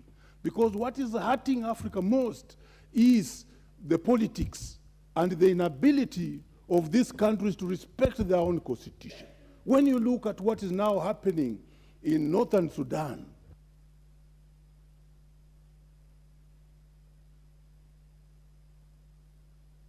is that the manner you wanted to conclude, Honorable Omboko? 1 minute to conclude. So, Honorable Speaker, in my 1 minute, I must say that they must legislate on the politics of Africa so that democracy is upheld, the rights are upheld, and presidents and leaders respect their own constitution of their own countries. This will enable Africa to be peaceful, and therefore, once we are peaceful, we shall be able to be strong economically, strong socially, and even strong on international front when we negotiate for our interests. With those few remarks, I thank you, Honorable Speaker, for adding me that 1 minute. Thank you so much. I want to interrupt debate for a short while to allow the majority leader lay a paper. Then Honorable Millie prepare as a former member of the Pan-African Parliament to make your contributions. The Honorable Majority Leader. Thank you, Honorable Speaker, for your indulgence to lay the following paper on the table of the House today, Thursday, April 27, 2023. This is a national tax policy from the National Treasury and Economic Planning. Thank you, Honorable Speaker, and I also take this opportunity to welcome the Honorable Millie to the House at her usual time. Thank you, Majority Leader. Honorable Millie Odhiambo. Thank you, Mr. Speaker, for giving me this opportunity, and I want to thank Honorable Ichung'wah for welcoming me at my usual time when we actually do serious business. I don't normally come when people do the AOB. This is only the Parliament of Kenya where we start with any other business and then the business starts later. So I know how to come at the right time as a member of Parliament who is a legislator, who is a lawyer by training. So I know this is a time when we do. But beyond that, Mr. Speaker, he was my former chair in the budget. So you must also know as a majority leader that the budget committee is sitting the whole day. So I'm a very committed member of the House. I've sat the whole day, but still had time to be here. But having said that, Mr. Speaker, let me take this opportunity to support the report by the head of the delegation of Pan-African Parliament, Honorable Mukami, on the proceedings of the first ordinary session of the 6th Parliament of Pan-African Parliament. Indeed, as the Speaker says, I'm a former member of the Pan-African Parliament, and so I understand quite a bit of how the proceedings go. Mr. Speaker, I've looked at the report, and I've seen that the report on the main plenary focuses a lot on the issue of conflict and unconstitutional regime changes in Africa and makes very serious recommendations, including early warning, and it is important, Mr. Speaker, as a continent to check on what bedevils us and why these changes are becoming very common, perhaps because we are slackening on the issue of governance. So maybe that is one of the things that we need to check as a continent. Mr. Speaker, one of the other things that I've actually seen them talking about is the issue of the need for continued election monitoring in countries where there's election monitoring. Mr. Speaker, courtesy of the Pan-African Parliament, I had opportunity to monitor election in a few of the countries. And one of the things I've noticed, which even creates those conflicts, is that at Africa, we are usually very late in terms of our reaction to changes.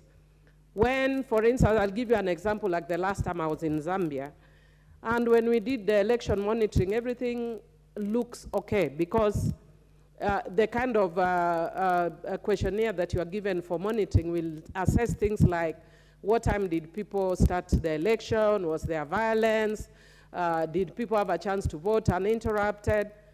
But Mr. Speaker, that is not how elections are rigged anymore in Africa.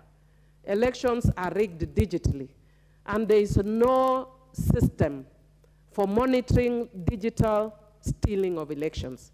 And until we reach a point in Africa where we are able to monitor digital rigging of elections, then we'll still have challenges as a continent. And therefore, I would want to urge the Pan-African Parliament that the next time that they're talking about this, let them look at how we can confront the issue of digitalization of elections, because that's where the problem is. The problem is no longer about whether people, I was also in Ghana, people vote very well. There's never any issue. But usually there's an issue post the election in transmission, especially in transmission of elections. So that is where we should be looking at. How do you monitor a digitized system of election? And I'm very disappointed even in development partners who are still living 40 years, 60 years ago when we didn't have digitized systems. And they look at the way people walked in, the way people got, voted. But how do you monitor how people, or rather how those results are transmitted? Mr. Speaker can actually tell you as a matter of fact that I won, and I won by a very huge margin. But still part of my election was rigged. I only left because I beat my opponent by a very big margin. So I didn't want to go on and on about it. I have written in my book, Rig or Be Rigged, that one of the things that is bedeviling us as a country and as a continent is that. And until we deal with it, then we can attend every conference and attend every meeting, and it will not solve our problems in Africa. Mr. Speaker, the other issue that I want to thank the Pan-African Parliament for dealing with is the issue of women's rights, and especially focusing on the Maputo Protocol. I know that Kenya is a party to the Maputo Protocol, but our challenge, because the Maputo Protocol talks very strongly on the issue of reproductive rights of women. Unfortunately, in this country, when especially our religious sector hear the word reproductive, you would actually think that reproductive is worse than the case that happened in Kilifi. That it's more sin to talk of reproductive, yet people are reproducing, including pastors. So I don't know why reproduction is a sin. I would want to encourage the religious leaders to know that reproduction is not a sin. When you hear us talking, so I'm actually bringing a bill called Family Reproductive Healthcare Bill. When you see it, don't be on the defensive. Honorable Millie Odhiambo, did you forget that the speaker is your uncle? Yeah. Thank you, my uncle, Mr. Speaker, but it is true. Everybody reproduces, including pastors. The only people who don't reproduce, I know, is in the Catholic Church, where people who have committed themselves to serve God, but some also sometimes sin is all over the world. So you even find people who have committed to serving the Lord sometimes are swayed to reproduce. And because of that, I would want to encourage that as a country, when we do finally bring that reproductive healthcare, family reproductive healthcare bill, let us look at it soberly, because we are having so many difficulties and challenges as women, and even as men. I've said it here before, that we have men suffering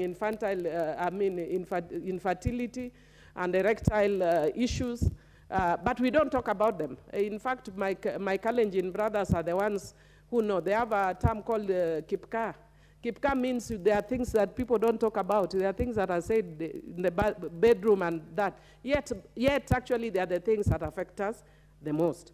So I'd want to say that I want to thank the Pan-African Parliament for raising this. Mr. Speaker, the only challenge that I'd want to say, which I saw in Pan-African Parliament, and one of the reasons I was not very persuaded to even go back, is I'm a person who is very output or results oriented. And Pan-African Parliament does not have a legislative authority. So what we do is we can say, let us have a model law, or the reports of Pan-African Parliament, even if you look at the one that is presented here, it comes more as a report of a conference or a workshop. But if it had legislative authority, like yesterday we were passing the 3 conventions relating to children. And Mr. Speaker, once we pass that here, it becomes binding on the country. But this report of Pan-African Parliament is more persuasive. It is not binding. So one of the things that I even raised when I was in Pan-African Parliament was that we need to give that parliament legislative authority. Let us see what European Parliament does, what other regional parliaments do, And as Africa, we will be saying we have problems when you have the African Union is still holding on to some residues of power. They don't want to let go of the legislative power to Pan-African Parliament. Let them let go that power to Pan-African Parliament so that we have an executive arm sitting at the AU, you have a legislative arm sitting in Midrand, and then you have now, because there are also, the suggestion here was also we have a criminal court in Africa that can deal with issues in Africa. But let us have that once we also have given the legislative arm teeth to bite. And finally, Mr. Speaker, I want to encourage Honorable Mukami as the head of delegation, I'm presuming you are. I would want to encourage, because of some of the challenges, I'm not going to say which I've seen here, that we can consult outside here, but you need to do an amendment to the standing orders so that as a delegation, you are recognized specifically and you can give your reports without the back and forth that I've seen here before. Otherwise, I do support and I thank you for even doing a better job than we did when we were there. Thank you. Thank you, Honorable Mili. The Honorable Augustine Mwafrika, the MP for Oisambu. Thank you, Mr. Speaker, for this glorious opportunity to add my voice in supporting this report. Mr. Speaker, I want to say that when I was in school, I remember we used to run that in Africa, when it comes to developed countries and developed countries, we used to run that in Africa we have only 2 developed countries. That time it used to be South Africa and Egypt. But today I'm told that they are like 5. The reason why I'm giving reference to this about developed countries is because Africa, with so many countries, is only 2 countries which are developed. Then I just wonder, when shall we be 10? When shall we be 20? And the reason why we should keep growing to those numbers is when African countries are stable, when there is peace. Mr. Speaker, the Pan-African Parliament, I would propose that they are supposed to be given tooth to bite, because there is a difference between a watchman who will watch thieves coming only to call the employer to inform that they are thieves. And there is that person who is supposed to enforce. This Pan-African Parliament, Mr. Speaker, is supposed to be given more power, probably even to summon those political leaders who are creating conflict and violence in African countries. Summon them. And we are sad, Mr. Speaker, because right now, we as Africans and as leaders, we are looking Southern Sudan desperately what is happening in Southern Sudan. What has been gained or has been gained around for the last 10 years in Southern Sudan, now it is going to the drain. It is very sad, Mr. Speaker. We know that if this Pan-African Parliament, if it is given more power, and we have confidence with it, if it can be given more power, it can be able to stop all the political conflicts within Africa as a continent. This Honorable Mwafrika, do you need any information from the majority whip? I don't need, but since he wants to raise a point of order, you don't need, he can be around probably. Point of order. Yes. For a point of information, if you don't need the information, yes, it can't be given. So the question again is, do you need information from the majority whip or not? I don't need. Proceed. The reason why, Mr. Speaker, I'm saying that this parliament, the Pan-African Parliament, was inaugurated in 2004 to promote democracy and human rights. So, Mr. Speaker, we have a lot of confidence in this court, and we want to say that the developed countries have been coming up with some conventions and treaties.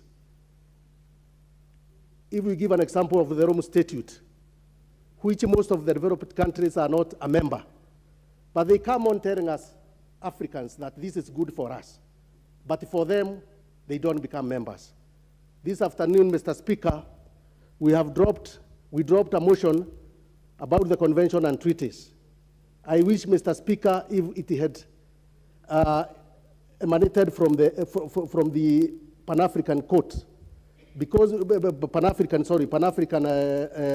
Parliament, Mr. Speaker, because we know it could have considered very much on culture and what have you, which regards to Africans.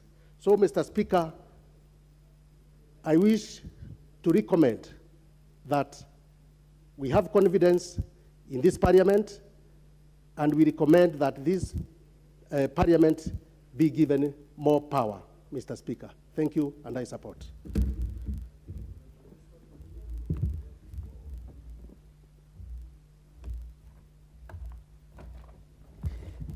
Thank you, Mr. Speaker, for giving me this opportunity to contribute on this important report, Mr. Speaker. And I want to thank the committee for a very good job they have done, because this is very important. Mr. Speaker, Pan-African Parliament needs a lot of support, because this is a very good platform whereby, as Africans, we need to be proud of our continent, Mr. Speaker. And this is whereby we need to discuss the issue affecting our continent, Mr. Speaker. And Mr. Speaker, I want to say that if you look what is happening in Africa, it needs a lot of coming together and discussing the issues affecting our continent, Mr. Speaker. For example, Mr. Speaker, if we talk of climate change, in our continent, Mr. Speaker, we are affected. And this is the time we need to come and discuss as a continent, how can we do to contribute to our climate? How can we do to avoid this global warming? And as this Pan-African Parliament, I think these are the issues which will be discussed in there, and we need to support them, Mr. Speaker. When you see if you look at what is happening about this Ukraine war, Mr. Speaker, as Africa, we are affected. And Mr. Speaker, we need to come up and sit down as Africa, as a continent, and discuss how can we come up with a solution and avoid some of these things which is happening in our continent. Mr. Speaker, when there is a war, you see the economy is affected, Mr. Speaker. But if we can see, because Africa, we are feeding the West, we are feeding other continents, but because we don't have that kind of unity, Mr. Speaker, that's why sometimes we are misused by the West, Mr. Speaker. So I want to say that, Mr. Speaker, it is a high time we need to support this Parliament, Mr. Speaker. When we come together and discuss and agree on the issue of travel, we open our borders, and our children, our youth, we allow them to travel without a visa, to travel to other countries, to gain knowledge, some to do to further their studies without disturbance. Mr. Speaker, I remember 3 years ago, I was approached by one of my constituents, who the daughter was wanted to go and further studies in South Africa, but they wanted to get a visa, and it was a challenge to them, Mr. Speaker. But if we come together and say, as a continent, let's work together, let's open our borders, that will help our youth, and it's also help to promote education in our continent, Mr. Speaker. Technology has made the world to be world to be a village, Mr. Speaker. And due to the technology, we have brains in Africa. Good doctors come from Africa, Mr. Speaker. And this is the high time. We need to bring them together. In this Parliament, we discuss and pass some laws which will allow working environments. Someone to be coming from, if you come from Kenya, you go to South Africa, you don't need many documents to get employment. That will also contribute to the economy of this of Africa, Mr. Speaker. So, Mr. Speaker, I want to take the opportunity and thank the committee and say I support. Thank you. The Honorable Joshua Mwalio, the MP for Maseka. Thank you very much, Mr. Speaker. Mr. Speaker, I want to support the report of the committee and for the well done, for the work well done. I would like to say that we as Africans, we need this Pan-African Parliament because this is where we can air our views as a coordinate and be able to know how each country is faring on as far as their economy is doing and also the peace of the country. Africans' countries are very rich in knowledge and even in resources. And we need to pass laws that can be able to protect these resources from being shipped from this country by foreigners. If you go to where gold is mined, we will find that the foreign countries and the foreign big companies are the ones that normally mine these gold and diamonds and the oil and the gas. While we as Africans, we are employed there as employees in those companies. We need to be able to come together, even if it is to form big companies as a block, bring our resources together, form a mining company that can be able to mine gas as a country. Maybe 2 to 3 countries come together, form a big block, which will be able to do a big business, rather than leaving everything to be shipped to other countries. For example, if you go to Kwale, you will find that the titanium which is being mined there is not being mined by Kenyans, is being mined by foreigners from Italy who are shipping everything to Italy, and they pay us whatever they want, the premium they want to pay. So we need this Pan-African Parliament to be able to make laws that empower our own Africans so that we can be able to trade.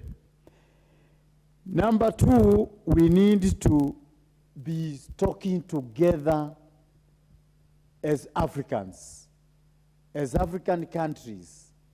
We need this parliament to pass laws that will enable our presidents to come together and speak with one voice and say we are brothers.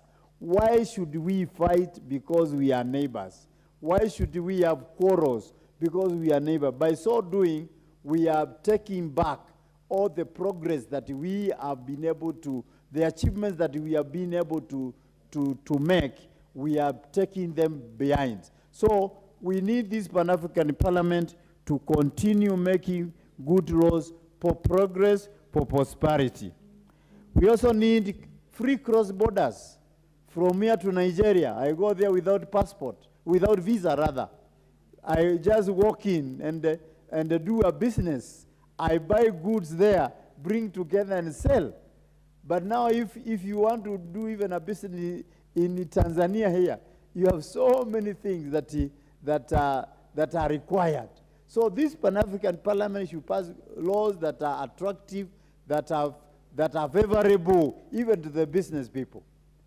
So that is what I want us to be able to do as Africans, because we are one. We are blacks.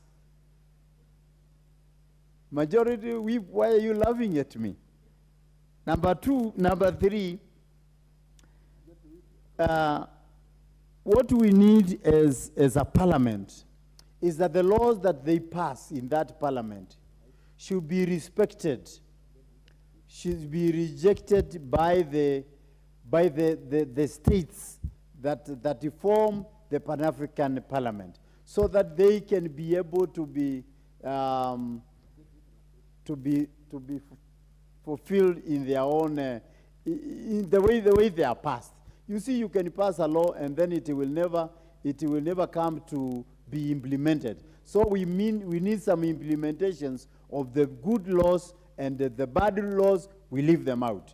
With those few remarks, I want to stop there so that the other members can be able to contribute. Thank you very much, Mr. Speaker. The MP for Kisumu is the Honorable Shakil Shabir. Thank you, Mr. Speaker, sir.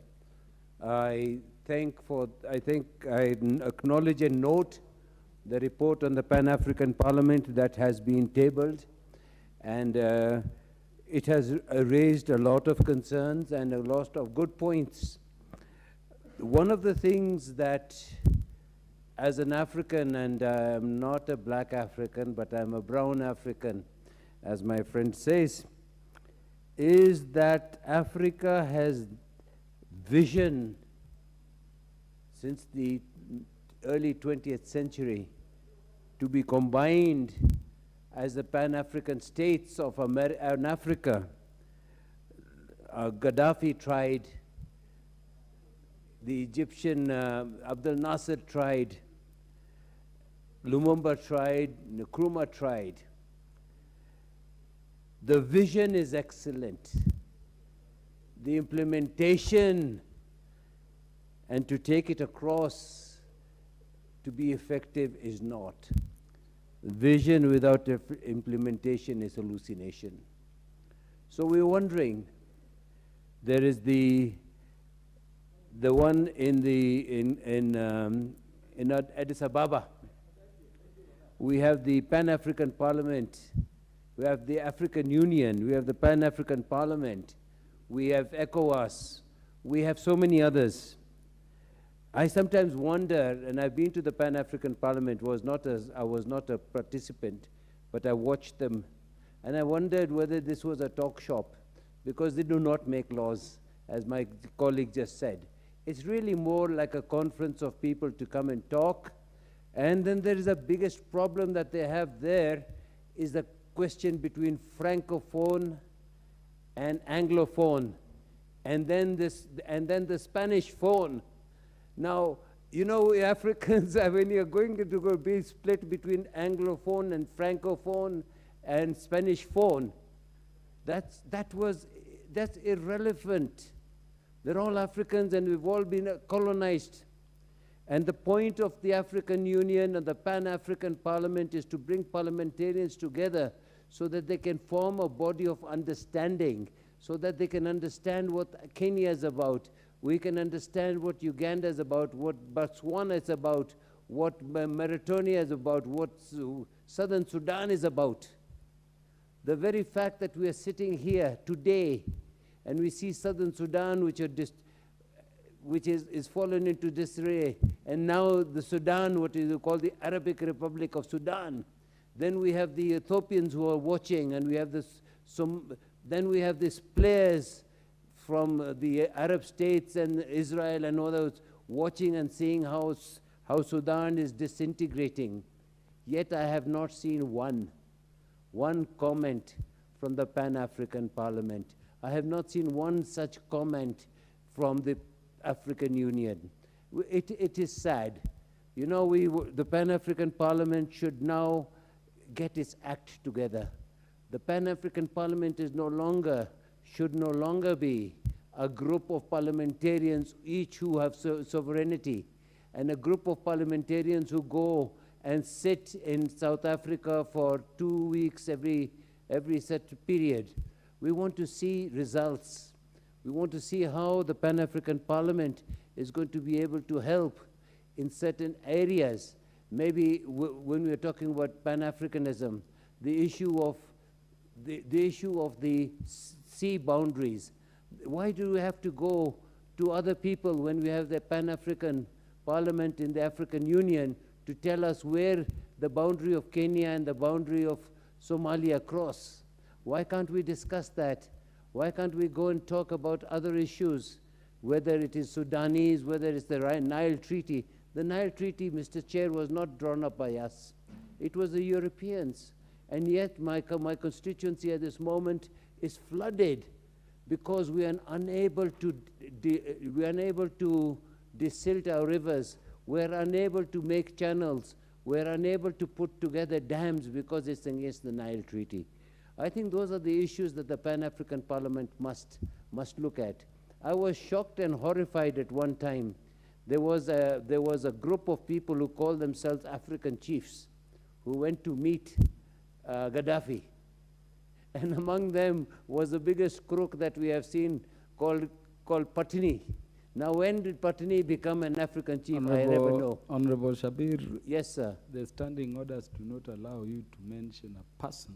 Okay, I withdraw. Cannot defend himself. I withdraw and apologize, but we did have somebody who definitely was not an African chief. But so the point that I'm making is we must not trivialize. We must not trivialize the fact that Africans want to get together. We must not trivialize the fact that common African unity is going to be the strength of Africa. We must not trivialize the fact that if we Africans get together, we are a force to reckon with.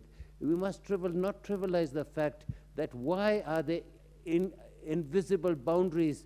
Why cannot I fly from here to Morocco without a visa? Why cannot I fly from here to somewhere else? We must also not trivialize the fact that we don't have a common currency between Kenya, Uganda, and other places. This is the sort of thing we must look at. We must look at the European Union, and as you see, Mr. Chair, Britain went out of the European Union, and you can see the economic state of affairs in Britain. So these are the facts, Mr. Speaker, sir, and we must try our best to accentuate the positive in respect of the Pan-African Parliament and the African unity.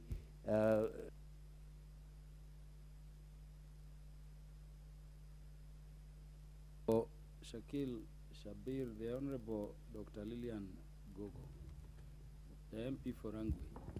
Thank you so much, Honorable Speaker. I also rise to support this particular report, and I think this report, Honorable Speaker, has been much debated and ventilated upon by members, and I rise to call that the mover be called to reply.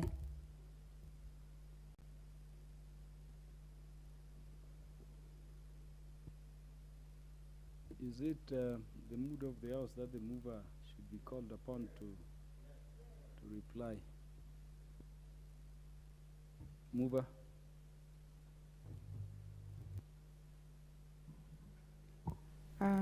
Thank you, Honorable Speaker.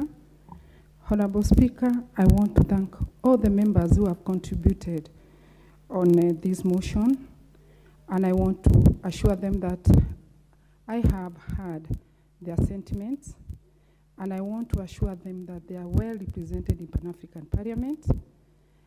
I wanted to confirm to the members from Machakos that in South Africa now the visas are free. You can go to South Africa without any visa. Honorable Speaker, I urge the House to adopt the report of Pan-African Parliament, and I beg to reply. Thank you, Honorable Speaker. Thank you very much. For good reasons, the question on the motion will be put when the House next sits, and when the matter will be so scheduled by the House Business Committee for Business. But I'm very pleased with the debates made.